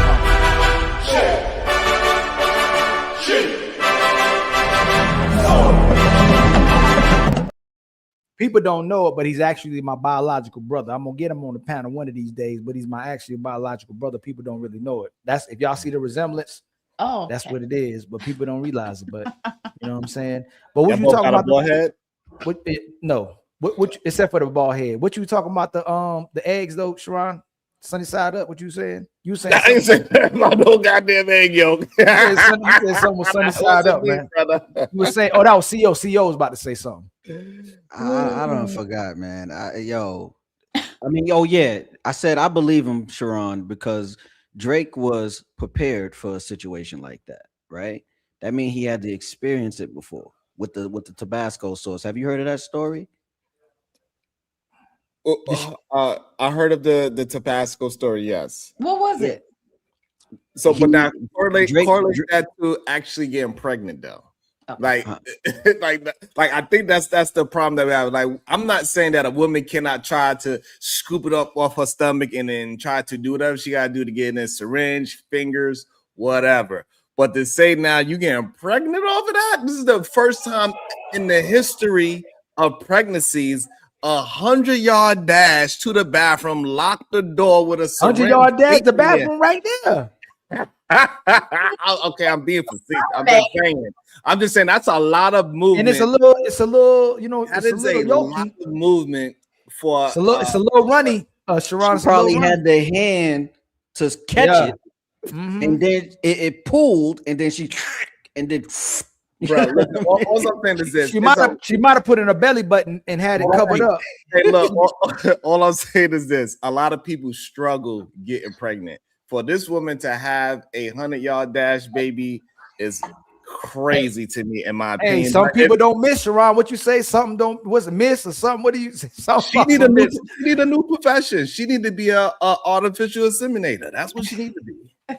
No. I said what y'all be saying. That list don't miss. Oh yeah, the list. That list don't miss. The list don't miss. I ain't gonna lie. No, it be straight on point. Okay, but y'all don't y'all believe though something has to come into play where the women are being oh, this was another thing. Don't y'all think laws need to be changed where a woman can get impregnated by a man, and even if she don't marry him, she automatically becomes a millionaire? So she had a baby. Don't you think laws need to be changed to where a lot of these women are having sex with these ballers, with these people with a lot of money, and she ultimately almost becomes a millionaire overnight because she had his baby? Don't you think those laws need to change where just because you have a baby with a woman don't mean that your bills get paid because you had a baby with the person? So for instance, Anthony Edwards, the lady that had a baby by him, instantly a millionaire. He ain't even married a woman. Child support forever is going to make her rich forever. Don't you think those laws need to be changed, man? That where women can just use a child to pay her bills? No. Yeah, I think it definitely should be capped. If they got the number of what it would cost to raise a kid or children these days, it should be capped at that number. Nah, the cap should be what it takes to take care of that. The bills going into to that child. What preferably should be happening is joint custody. We know a lot of times that might not be possible, especially if people got to work, right? Both people have to work, but there should be a cap of how much money this child needs in order to function in both parents' households. Educate me on this. Is it isn't it set up like, I don't know for sure, but for average people, Chris, yes. But when like I'm saying, the NBA, the reason why women have these babies with these ballers is because they can just be rich overnight. They don't have to marry them. They just have. So you're saying that the judges they don't require the same things for people who aren't with people who are of a higher monetary status, meaning that they don't go by what your living situation is, meaning they don't go by your income. They go by your income. They go by your income. So they go by your income and what you need to sustain your way of living. So isn't it the same ruling for everyone regardless of? Absolutely. Yes, oh, it is. What's the same ruling, y'all? Like based off of your salary. So if a man is making $40,000 a year, it would make sense that the judge would say, damn, okay, we're going to say you need to pay $75 every 2 weeks. And I had a friend whose baby daddy couldn't even pay $75 every 2 weeks. What is that, $125? There's people out there like that. No, okay. So therefore, if he made 40 mil, exactly, they're going to go based off the percentage of that. So it's not like that's why they'll get pregnant by a man worth $40 million than a man worth $40. That's why I say that it should be capped. There should be a cap. No, you shouldn't cap it just because you're rich. You shouldn't get. First of all, I should protect you because first of all, sex with sluts, knowing that you are worth tens of millions of dollars. That dick is special. Lock it up. So you can be promiscuous and have casual sex, and whoever you have sex with, whoever you want to, but the guy got to be way more protective with his manhood because a woman could take advantage of him. What? A woman wouldn't be worth 40 million. Dale, listen what I'm saying. Like we have this is a societal issue that we have. On the flip side, we see it works on the flip side as well. We see what happened with it started working. It started working. It's not started working. We see it happened to Britney Spears, and we see other successful. Name five more people. Kelly Clarkson. I forgot. Halle Berry. Journey Smollett, her husband suing her years later, $1 million of her dollars. It's rare. Who else? Kelly. It's just rare. We're not saying this. Hold on. So hold on again. So now we going into the realm that we saying that the court system is going to the person that cannot afford it. So if I have a baby with Rihanna, and then I get the opportunity to say, no, I gotta take care of the baby because she gotta go out on tour, she's gonna have to pay me. I'm not straight up. That's a whole different. No, listen. No, but what I'm saying that makes it fair is that the person that is maintaining the baby, the other person gotta pay that 17%. That makes it fair. Exactly. You doing this on purpose to me again? Sharon, you're arguing two different things. I'm not saying it's not fair that the person should pay a certain amount of income to take care of the child if you're not spending the most time with it, right? But there should be a cap off. If you're if you have a baby with a millionaire, don't mean you should get way more money because you had a baby with a millionaire. Yes, it does. So if it does, because what you're saying that, so if I have, so to just have this hypothetical baby with Rihanna, so you saying that she shouldn't pay 70%, she should have a cap at 20,000 to just give a number. Let's just give a number so we're not going to argue. It's like what? See, my lifestyle. So whoever it is, once they get to 100,000, you can't go past that, even though that person is a billionaire. We have that's why it's a single parent household. When that baby goes over to that trailer, that's the lifestyle that they're going to experience. When they come over to my mansion, that's the lifestyle they're going to experience. She don't get my mansion experience because she had a baby with me. Why would you want to do that to your baby's mother? That's so damn dumb, Ali. Like, what do you mean doing the baby? But if you wanna, you gotta come visit the parents. Why is having a man's baby financial advice? Exactly. That's crazy that you're That's saying the that. Why you having a baby with a man that you're not going to work it out with? Why you having a baby? Y'all hold on. Can I let me Sharon, you know you Sharon. We have to slow this conversation down so we are going to show. But she said, no. Hold on, Ali. We got to slow down. Sharon Bracey. We are going to hold down. Let's slow it down real quick, right? Please slow it down. I'm saying, just because you make millions of dollars doesn't mean that the person you had a child with gets to experience those millions of dollars. Your child can experience it when they come to your house. They experience their lifestyle when they go to that other person's house. Your child already is getting it. So, Dalen, you're not mistreating the mother or vice versa. I'm not saying what's happening with Halle Berry is right too. When you go over daddy house, you're getting what daddy does. When you go to mama house, you're getting what mama does. If mama wanted to have that lifestyle, she'll live with daddy, and then both of y'all can have that lifestyle. I hear what you're saying. Before, hold on, Miss Christian. Let me just say this. And before you say, because the courts don't work in the man's favor, why doesn't that rich man take custody of his own damn children so he don't have to worry about their children saying, Daddy, I didn't take a shower in 2 days because we didn't have any water because mommy's broke, and you got to wait to clean your ass or go to Disneyland or have fun. You shouldn't want your child to experience the luxuries as if it's a privilege. It is your right. Dalen, the courts have a bias towards women. The courts do not. Listen, wait. Just let me, because you said, why don't he just take the child? It takes a lot to get the child from the woman. So that's not an easy process. That process, wait, that process could take up to 10 years, right? That woman would have to be on drugs, have visible proof of abuse and neglect of the child. Not want her kids. Not want the kids. Yeah, it takes a lot. Like if we're going to have an intentional conversation, especially when you said, because I want to say that it doesn't always have to get to the extreme. Also, adding to the fact that men, it doesn't mean you don't love your child. Maybe it does, maybe it doesn't.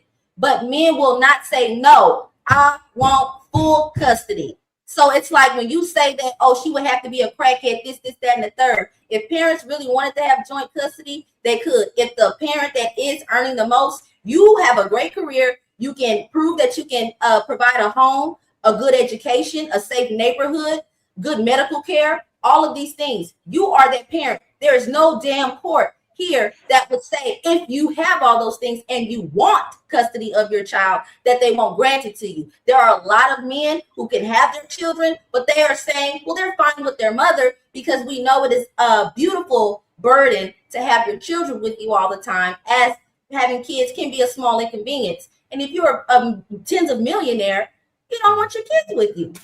First of all, hold on. We got to address what Dalen just said, right? First of all, if we're having a good faith conversation, the man is going to get shamed for taking the woman to court. Men get shamed every day for taking their woman to court. Women only say this when it's convenient when we're on the panel. You should go fight for your children. Number two, men don't want to take his kids away from the women because you want to be with the kids as well too, right? Let's be honest about it. You don't want those kids taken away from you, especially if you love your children.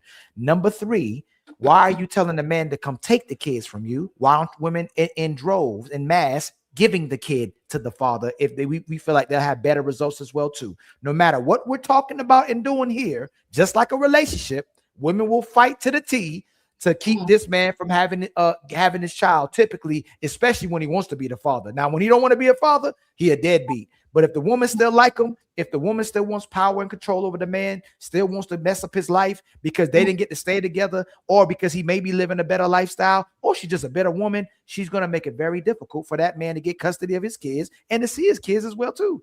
And how would that look? Explain it to me. Show me that. What would that look like? How would what look? One example.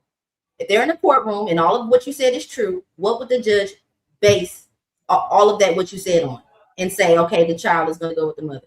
Well, the child is young, and we don't want to separate. That ain't all. That child is young. That ain't. That's not all that I experience. said. That's not all that I said. So Cio, you can go right. The first part is the fact that nobody wants to take their woman to court. That's why a lot of men don't take the woman to court. How is that not true, Dalen? What do you mean take them to court? If we're talking, Most men don't want to take a woman to court, and they would be shamed for taking a woman to court. But I'm saying, can you address that since you want to go slow? Do most men want to take the woman of the child, the woman, the mother of their child to court? For several reasons. No, there's a lot of want to. Why? There ever have to be a reason why you would need to take the mother to court. So no, I don't think that. Hey, Dalen, all I'm saying is men don't move. Men don't move like women. Like when women get divorces and women want money, soon as they divorce, women want half the man's assets. Or they want resources. Men ain't like women. They ain't trying to take your money. They ain't trying to take your resources. Because you didn't want the woman to go to work. You didn't want her. You wanted her barefoot in the kitchen. That's not today. That's not traditional. Don't make this argument like most women are traditional. Then you can't expect the woman to. If there are women that says there's a limit to it. If you want half of everything and you didn't really do much for it, you can say that's extreme. But for a woman that says no, if this is not going to work out and I'm going to keep the kids, you're going to maintain our lifestyle. And there are men that make enough money to say, well, yeah, we may not work out, but I'm not going to be bitter and keep you from the money that keeps you safe, keeps our children safe, and keeps, the co-parenting lifestyle comfortable. You don't have to say, well, no, I'm not giving her nothing. For what? That's bitter. Go ahead, CEO. If CEO was next. And then Chris, and then Sharon. Dalen, the court what it would look like in court, the judge, especially if it's a female, but it don't even matter. The judge, right, is not going to want to separate the child while the child is in the first 5 years, right? That's very rare, right? The woman would have to be a terrible woman, and then you would have to also prove that she's a terrible woman.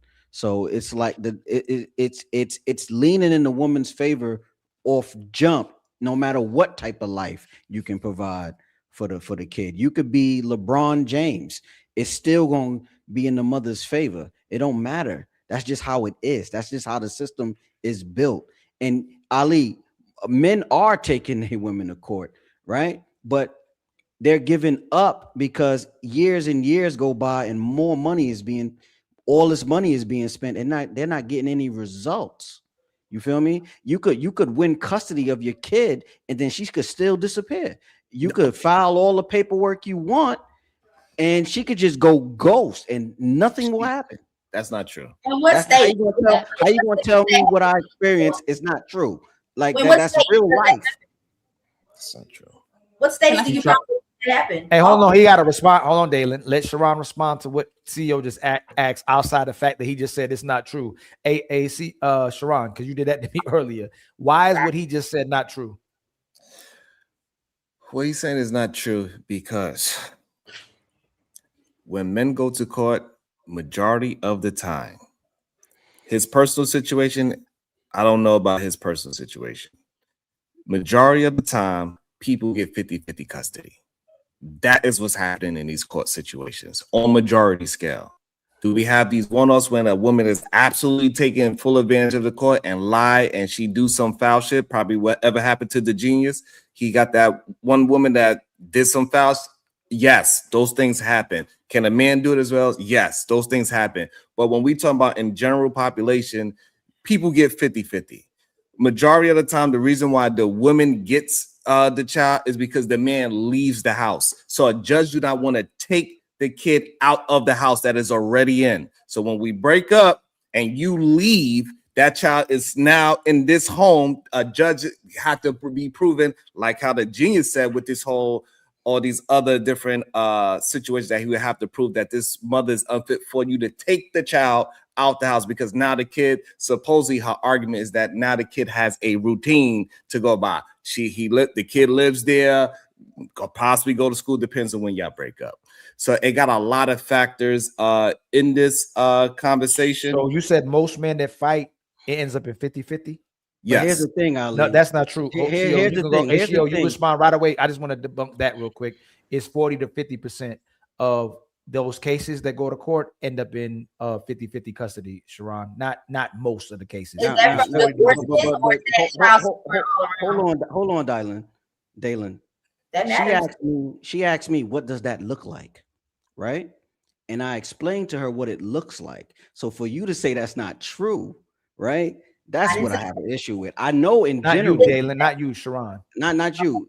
I know that what you just explained, it happens that way, but I'm giving her an example of what it would look like, right? So for you to, when I'm explaining something that's real life, for you to say it's not true, that's why I reacted that way. You feel what No I'm saying? problem. And I think the misconception, like I thought you was talking in general still, and not your personal situation on how somebody took advantage of the court system to do something foul to you. Because I'm talking in general. So me and you are clear. All right, cool. Shout out to my brother Bezo and Chris, go right after with a $20 super chat. Shout out to the super simp Sharon, enjoying the show. Peace to you and Fatty. Much love to you, my brother, as well too. Thank you for the $20. You the bomb.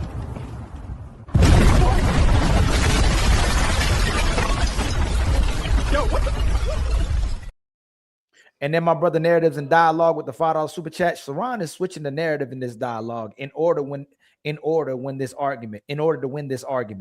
She should be sued if she got pregnant knowingly to entrap Kwafi. Much love to you, my brother. I never argued it. Thank you for the $5. We were all born to be untouchable.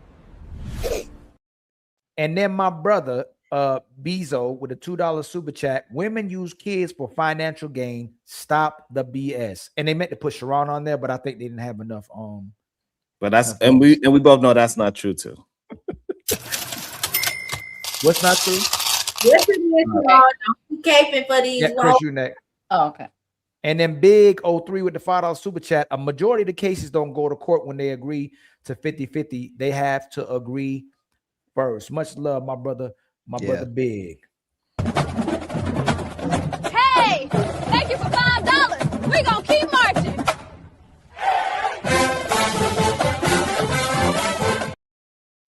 And y'all, we just need 13 more members and 90 more in the Cash App to reach our goals, man. For the show, man. Thank you for the super chat, helping us reach the super chat goal. Go ahead, my brother. Excuse me, my sister Chris. So our original conversation had to do about do we think that there should be a cap on people who make more money? And so I asked the question earlier about when you're in the courtroom with the judge's ruling on the rich and not as rich is the same, and we all answered yes on that. So in this case, is this a question of we're saying we think or we feel there should be a cap and leniency given to the rich versus people not as rich because they make more money? Is that what we're? Yes. Okay. That's my stand. Same way. Okay. What CU was saying. Well, I think in any case, the child should get the money adequate enough to pay for that child. A child shouldn't be used to be able to pay your bills. So if I want to take my woman, let's say I want custody of my child, the amount of child support she should pay to me should be enough to take care of my child. All the bills that go with the child 50-50. So there's a report, right? That's given to the judge. Is there a report that's given to the judge based on the income that you have for there them is. to determine? There Okay. is, but that's why sometimes when, like what Dalen was talking about, that like I think some of the child support that's being paid, if the father isn't, and I think a father that's involved should help with the bills, but the fathers who not involved too, they should get held more liable than the fathers who not involved. But it's crazy to me to see cases where a man is only paying, if he's not involved with his kids, like $75 or $100. Those are that's crazy to me. That's not enough to pay anything with what the mother's going through. So and that's the average. Yeah, I think that is the average as well. But no. But are those fathers typically are involved or not involved? I think most fathers are involved with their children, right? That's the average. Average meaning average. So that's involved and non-involved. That's what is awarded. So this idea that women are gaining some kind of serious financial gain on a majority sense is just not a true story. I got a question to the two fathers on the panel. The Genius, how much of your income do you give to your child? My children, 5 of them? Yes. Damn near 80. Thank you. So don't complain about no goddamn 17% when it goes the other way.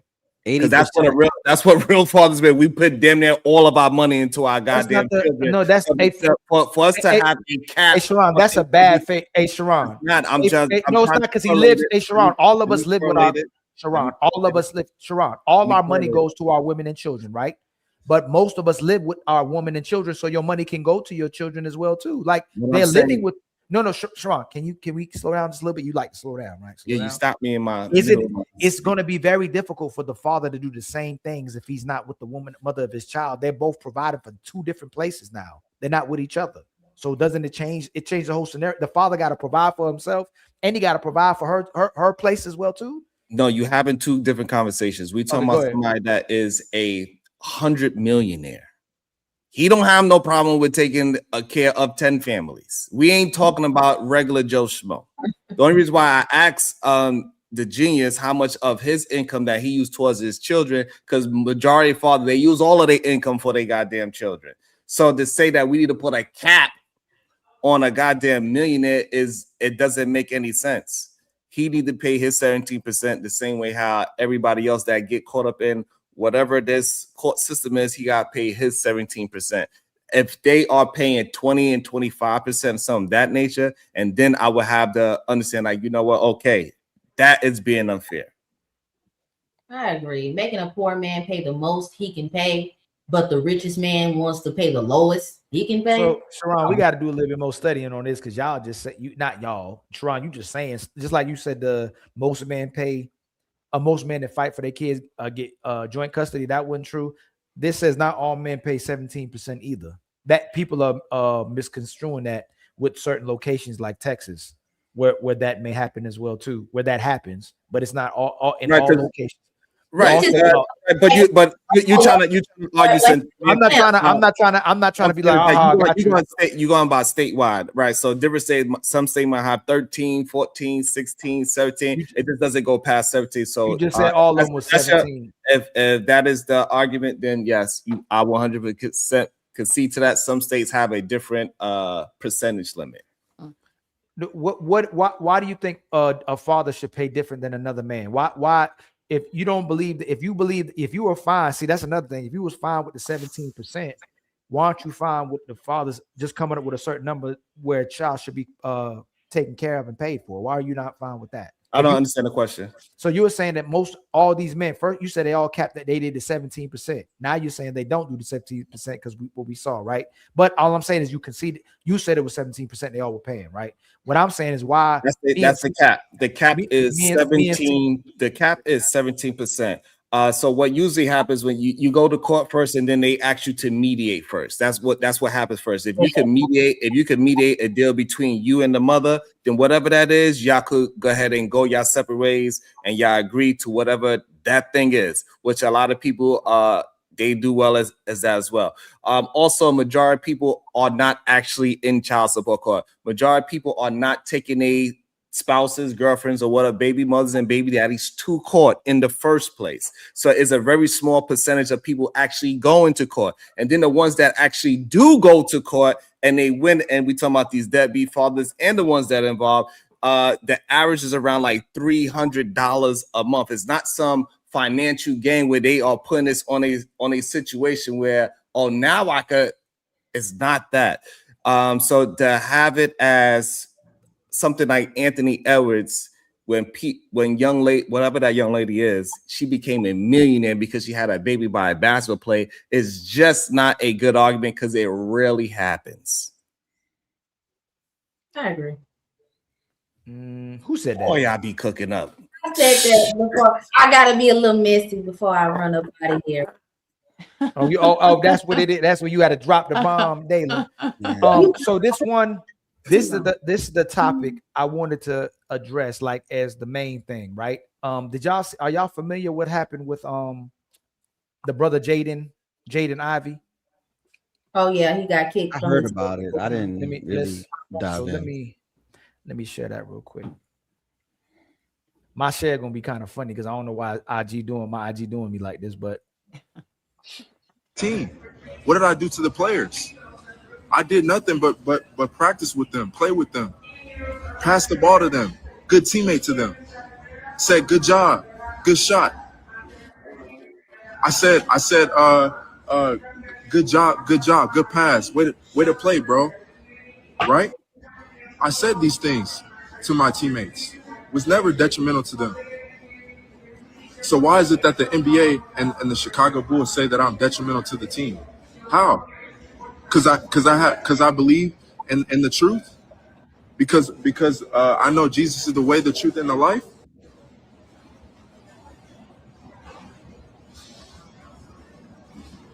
How? How is my conduct detrimental to the team? Because of what I believe. Because of what the truth is. Team. So I believe in freedom of speech, 100%.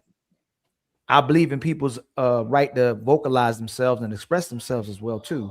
So what I want to shed light is that the cancel culture that keeps surrounding around the people that ideally seem like they support what the American culture and foundation is built on. But then when you speak against the thing that you think is supposed to support it, they remove those people. So first question I want to ask is this, and again, I don't want to get too deep into religion. It's just the on surface conversation. First part, can you be Christian and support homosexuality in Pride Month? Yes.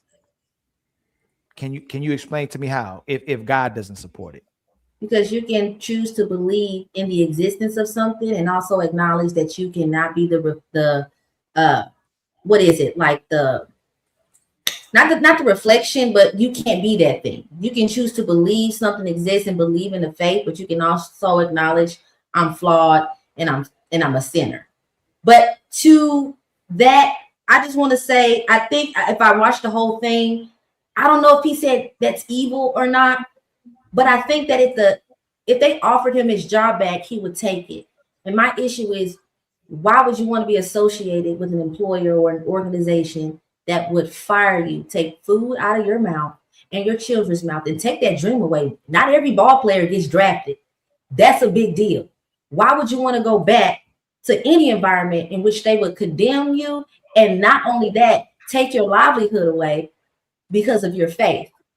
I don't like that he came to the internet whining and crying about it, because we all know these elite organizations and groups, we all know what they ran by and who runs them, and what the real goal here is: control, power, and manipulation. And if you want those millions of dollars, you're gonna have to deal with it. So I don't know why he no, but even then, like what you just said, he came on whining and crying. Isn't that what we would expect men to do in certain capacity, to stand up for what's right, stand up for what they truly believe in? Or isn't that what we're asking men to do? There's a lot of black men that condemned him for speaking how he's speaking in order to support the status quo and their corporations and their big honchos and people who make money. But if this country really stands on the ideals of so-called righteousness, Christian faith, how can you support the behavior? And all respect to the people who have that behavior, even if you're against the behavior, how is the person that's supporting the ideal thing and the foundation that the country's built off, supposedly, but you're promoting Pride Month, but you're saying you're a Christian nation, or you won't admit you're a Christian nation? I'll take that back. But the people are supporting Christianity, but supporting homosexuality at the same time. And I asked you that, Dalen, how is it possible to support it? If you're actual Christian, how is it possible for you to support homosexuality at the same time if God doesn't support it? The same way he looks down upon children before wedlock and premarital sex and not eating. Did you support that? And gluttony. I absolutely support gluttony and premarital sex. I'm already doing it. You know, I can't sit here and say that. Because what is it going to be? I'm not going to deny the existence of God, but I am going to be real about it. I cannot do what a nun does. I can believe and know that this is the right thing I should be doing, but I can acknowledge that I won't do it. I'm gonna have sex before marriage. I already had a child out of wedlock. I love shrimp. You're not supposed to eat it. I drink more than 2 glasses of wine when I get off work. You're not supposed to overindulge.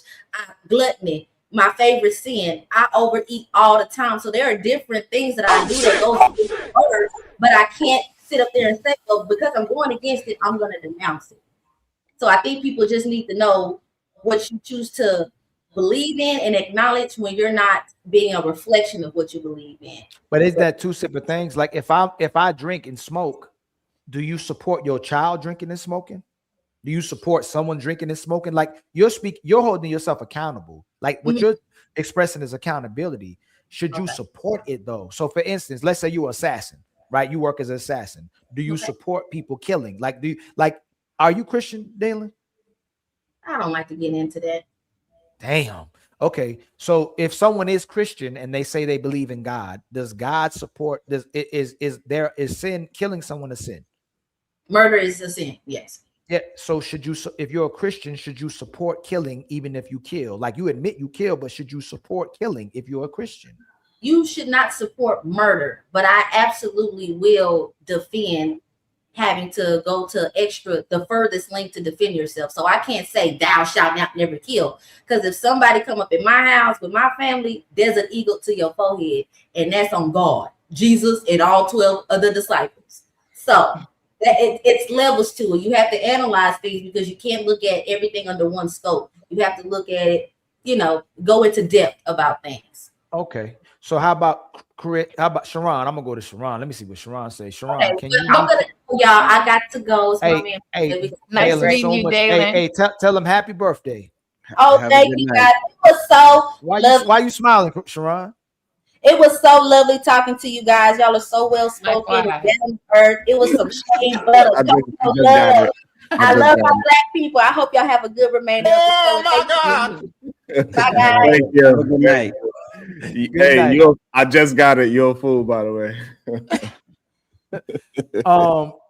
Sharon, I'm asking you next, Sharon. If you're a Christian, should you support homosexuality?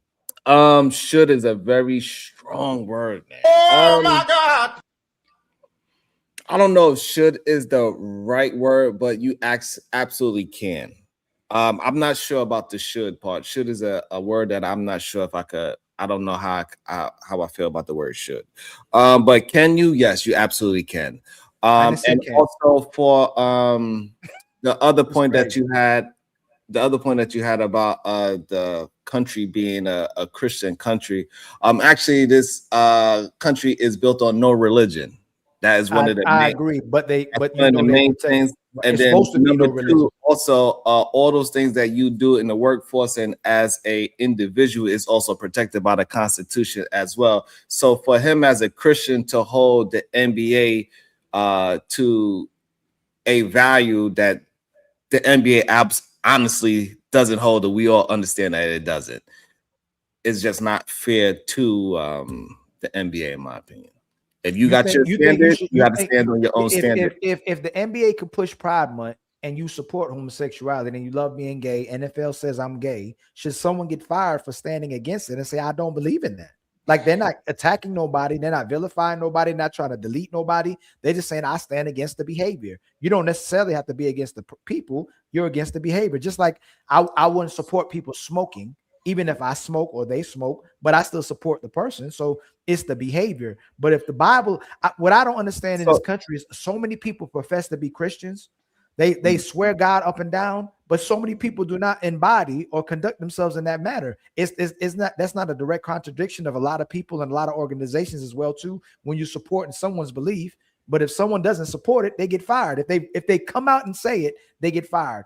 Like if the NBA, like for instance, when NFL was saying the NFL is gay. What if the NFL said the NFL is a housewife? Like what if it did that? Or do you get what I'm saying? It's pushing LGBT, or the NFL is polygamous. Like I don't understand how they'll support certain lifestyles, but then you won't push a different lifestyle. So if we're going to support LGBT behaviors and say someone can love men, someone can love women, someone can love all of them, someone can be all of them, why don't you push other types of behaviors as well too? Why do you just push the selective behaviors that you're choosing? Like Sharon, don't you believe that if they support that, shouldn't they support polygamy? Press the button. Which button I'm pressing? Oh my God. No, the airplane. Like how you told us earlier, you said whenever you start getting a little I can't long, find it. I can't find it. So the NBA and NFL, if you know anybody that ever played in those organizations, if you are married, they actually have a very heavy religious factor to that. They have like wife school for the players. So the wives, they gotta go through wife school. They hang out with other NBA or NFL wives, and they gotta go to religious schools and everything. As a wife, a part of that organization. So I think somebody like him, I'm not sure, is that young brother married? I don't know if he was married in a relationship, but because he got removed, his woman left him. So then he wasn't married, most likely. So what I'm saying that if he was bringing some kind of disgruntledness to the organization, then the organization have every right to say, hey, what you're doing is not being conducive to our organization. Same thing happened with Mark Jackson with the Golden State Warriors. The players said, hey, he keep pushing religion on us instead of pushing basketball. They got rid of his ass. So you also can't just act as if because he is being righteous that everybody else was. Is that not a direct? Is not that a direct comment? Is this not what we talk about in politics? The fact that the Democrats and Republicans push freedom of speech, but then they cancel each other when they say something they don't agree with. If you can push homosexuality, why can't he push Jesus? And I'm not a Bible thumper. I believe in a higher power. I don't push Christianity. But if you can push homosexuality, why can he not push Christianity? Because whatever the reason why NBA is pushing whatever they're doing it for a business reason. They're not doing it for a moral reason. No. I'm asking you, forget their reason. And I'm explaining why the NBA, so to speak, is pushing this pride situation, whatever the thing is. I'm not too versed in it. They're doing it for business. They're not doing it for morality. He's only doing it for morality, and that's where the issue lies in. So the organization say, hey, we don't care about morale. They saying it. We care about business, bringing more money in, and so so that shows that the organization is about business, not morality, and that he keeps pushing morality against the organization. I think it's more a distraction. They make the NBA makes way more money off heterosexuals than homosexuals, Sharon. I think it's more like the country. I feel like we want to talk about immigration, want to talk about race, want to talk about religion, want to talk about sexual orientation to deflect from the actual serious issues when like people struggling with the cost of living, struggling with housing, struggling with medical care. So instead of focusing on the big honchos or the people who actually dividing us and making it hard to survive, they want us focusing on those type of conversations. So we're always focusing on that and not focusing on the main issues. So now we're focusing on the fact that, hey, and it's gonna make you mad. It's gonna engulf you in anger. Dang, you keep firing people because they support Jesus and religion and going against homosexuality, but you still pushing homosexuality on everybody, and you pushing Pride Month on everybody, but he can't push Jesus. So same thing happened to Tebow. Remember, same thing happened to Tebow. The thing is that he's using his own personal morality, and he's saying that the NBA is not being moral, right? That's his argument, correct? Who? His argument? Yeah, the young man. He's saying you should push Jesus. From what I saw, he was saying he pushes Jesus, and the NBA is pushing homosexuality. Yes, right. So he's using this morality standard, right? But the NBA is saying that they're using business standard, and so therefore they know that being gay, right, may be a small portion if they was to just hone in on just strictly what that community brings in. But however, those people that is a part of that community, they have straight people that's a part of that community. They have straight mothers and straight fathers, and you will trickle down a line of other people. I ain't dealing with the NBA because you are pushing my son out. You're pushing my daughter out that decides to go in a different direction. Right. So they're hypocrites. They're hypocrites. They'll believe in belief. I mean, in belief. No, but who's the hypocrite? Because NBA is business first. They're not a morality police. No. When it's convenient, they are. Listen, morality means don't condemn. they'll get behind religion and say it pushes hate. They'll condemn people who go against homosexuality because say that's not moral. You're pushing hate. So they are moral polices when it's convenient. But if you push Jesus, you're pushing divide, you pushing belief, you pushing your own standard of way of life on people. But homosexuality isn't. It's I agree with what you're saying. It's about money. No, I think it's more about. I think it's the illusion is about money, but it's more of a distraction. I believe it's more of a distraction because when you really think about it, it's a very small percent of the population who engages in those type of behaviors, but it's something they want the majority of people to talk about. So you're angry about. So a person who's believes in Jesus, be like, yo, why y'all keep removing me when I'm supporting my God and I'm against the behavior that my God supports, but you're not removing the people that's pushing homosexual behaviors. Like I get it. It gets people to talk. Like race is a huge issue in our country, right, Sharon? Yes. White people will say, I hate that you bunch all of us in the same box and think we're all the same. White people will do that, right? Okay.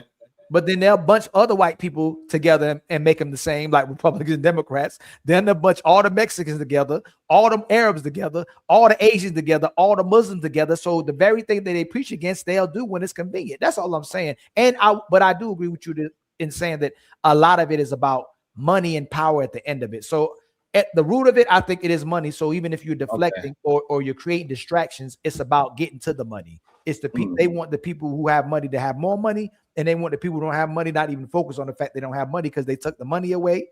They took the gold and silver away. They took the cash away. They took the cars away. Now we about to be spending crypto. They taking land away and real estate away, getting people to invest in multi-family. So I will concede to the fact it's about money, but I don't think it's the fact that the homosexuality aspect is just a distraction to make it seem like they actually care about gay people, but they don't.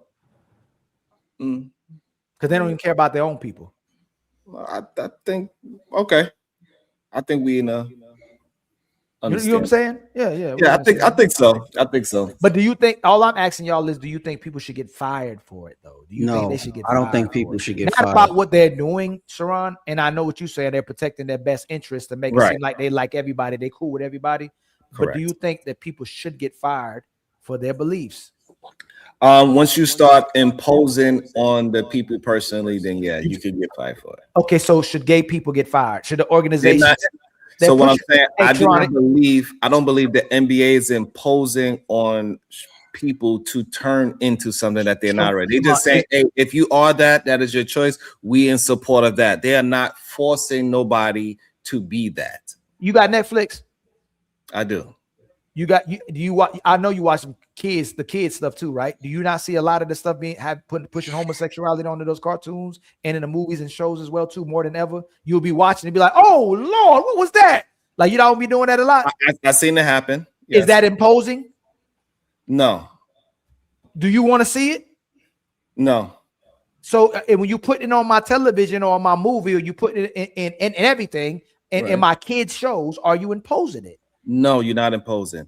I think it is a part of society, and we're gonna have to just accept that as a part of society. You gotta control what your children see. Like my kids, they can't watch YouTube, right? We don't listen to raunchy music. Like you gotta control as much as you control. That's why I took my kids out of school and homeschool them. So I don't believe. Man, that's not true. But when we was in the back before you got on, you was listening to Move, Get Out the Way.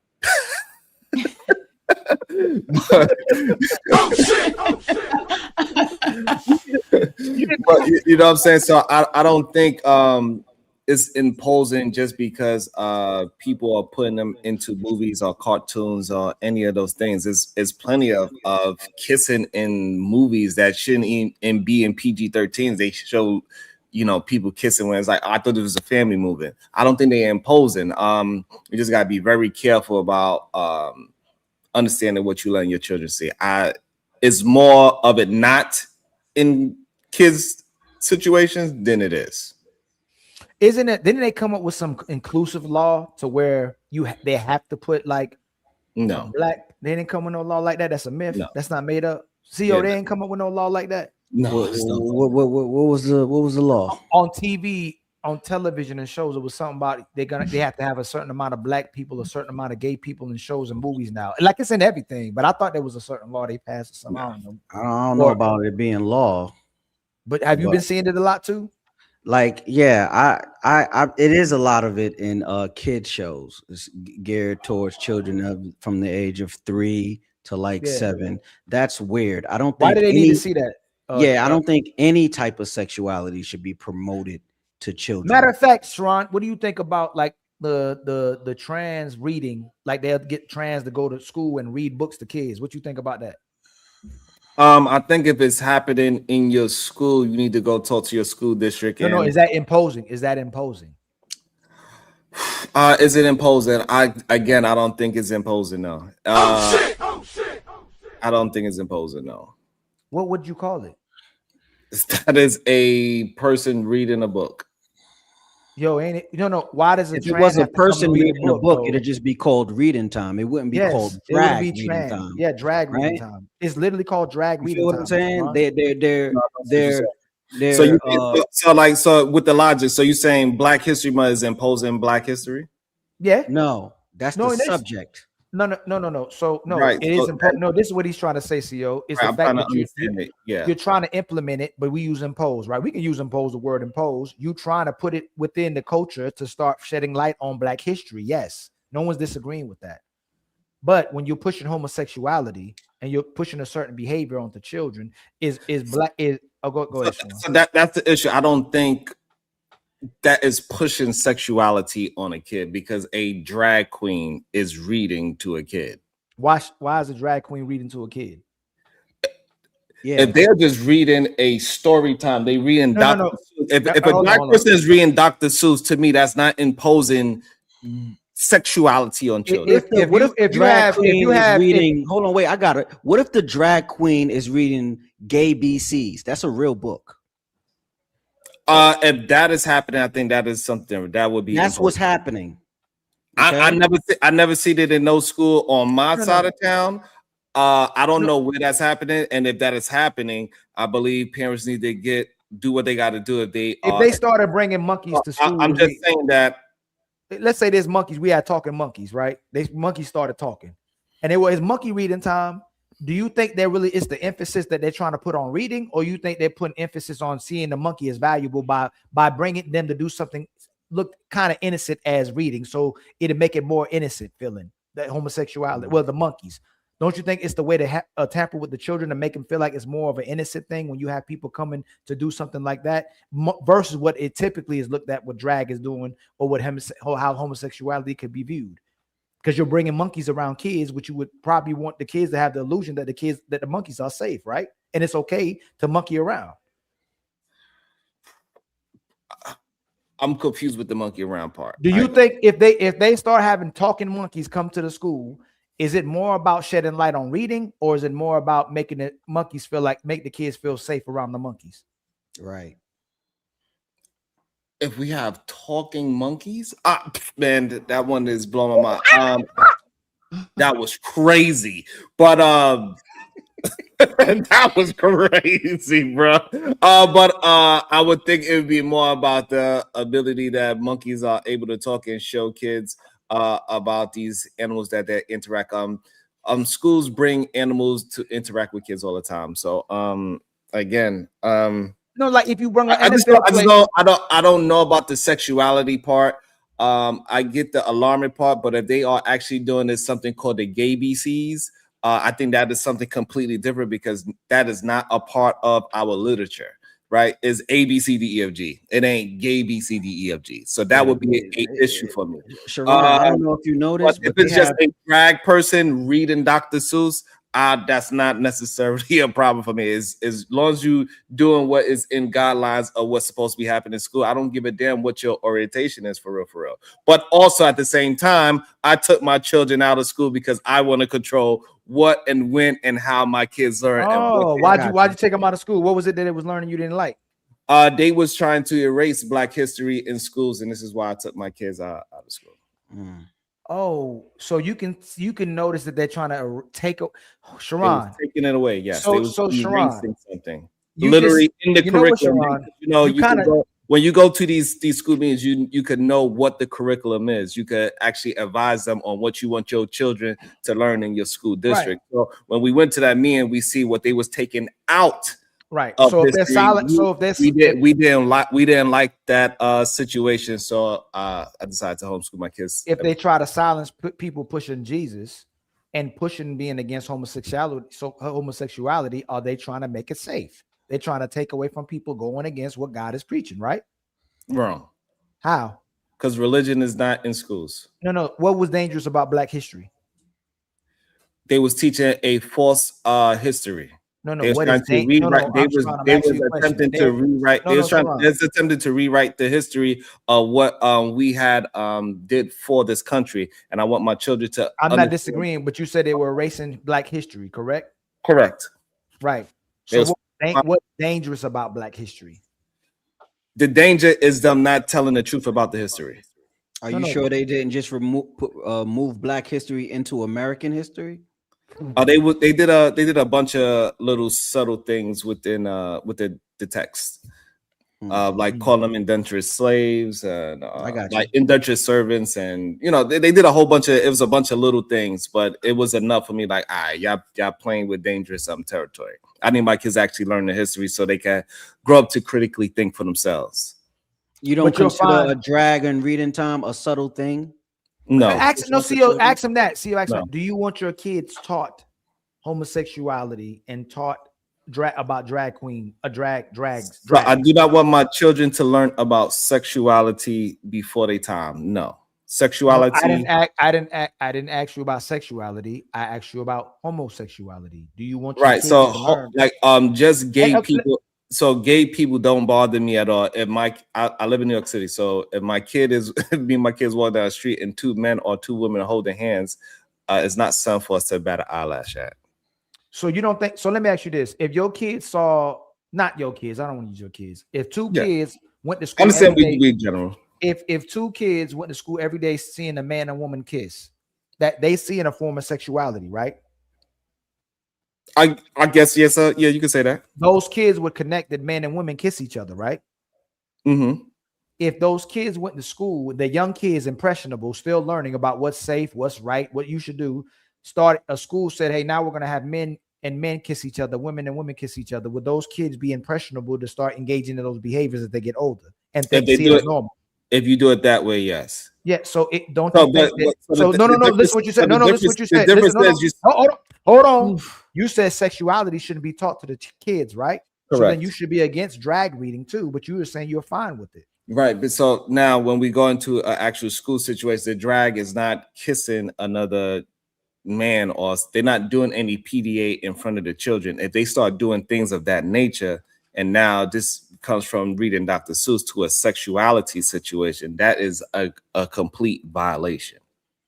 No. It's still about the sexuality though. Even the drags. What are drag queens typically about? What do they do? They dress. Is a man dressed in a woman's clothes. How does he have to dress though for him to perceive as a woman? Does he dress like conservative, or do he dress sexual? It depends.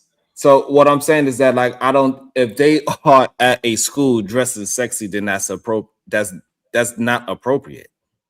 If they have some like short skirt, fishnet, they dress like they going to a goddamn strip club, that's inappropriate.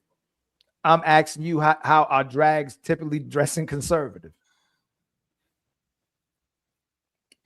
A man with a goddamn dress on, as long as he has a dress on, that's still drag to me. So he can have a conservative dress on, yes. So what something like what Drewski did, right? He dressed as a conservative woman. He was literally in drag, and he was not revealing. Do you believe do you believe by nature, like women they have a natural sexuality about themselves, like just natural? Ali, I gotta break out. Not bro. two children. Well, hey, we about to do final thoughts, man. So you ain't got to break like that. Okay. I'm trying to get not two children. No. Who you don't think? No, you don't. Okay, I'm not even gonna go there right now because it's gonna be a whole nother conversation. Much love to answer the question. Go ahead, yes, Chris. please. I would like to hear your thoughts. Okay. So I do not believe that true followers of Christ who are submitted to the will of God and the Lord celebrate sin. I do believe that they can love the person that's choosing to identify with a certain identity, but they do not celebrate sin. Yeah, that was gonna be my thing. I'll let people do what they want. It's not me to judge, but I wouldn't celebrate it. My question was gonna be, what do you mean support? So I wouldn't celebrate it, but people gonna do what they got to do because they got to answer to somebody else. Right. Yep. So I'll take that as do y'all have any final words? Who wants to go first? This was a very fun stream. We got to some really good thoughts. I appreciate the conversation. Hopefully we could do it again without any mishaps, just like this one. We got a little heated and no disrespect happened. I appreciate that. That was awesome. Salute to every panelist. Even the messy chat was pretty good for for a late night stream. Yeah, they were pretty good. Much love to Chris. Much love to Sharon. Much love to my brother CEO. I'll see y'all on the next one. Much love to the chat, even on Sharon's side. Y'all be tripping, boy. I don't know what, boy, y'all be tripping, but much love to y'all too. Much love to everybody. I think CEO was simulcast. Much love to y'all too, man. We'll see you on the next one. Make sure y'all support your brother as well too. Make sure y'all hype the videos after these are done. And I appreciate everybody supporting. Let me read these real quick too. I gotta read. Let me see which one I didn't read. I know I didn't read one of them. Let me see. Nope, I read that one. Bezo with a $3 super chat. Do most of women pay child support? It needs a cap. I don't think. Most of the time the custody is going to go to the women, as it should. Ain't nobody against it. It's the way that the kids can be weaponized sometimes is the problem. And then our sister HQ with a $2 super chat. Be real, girl.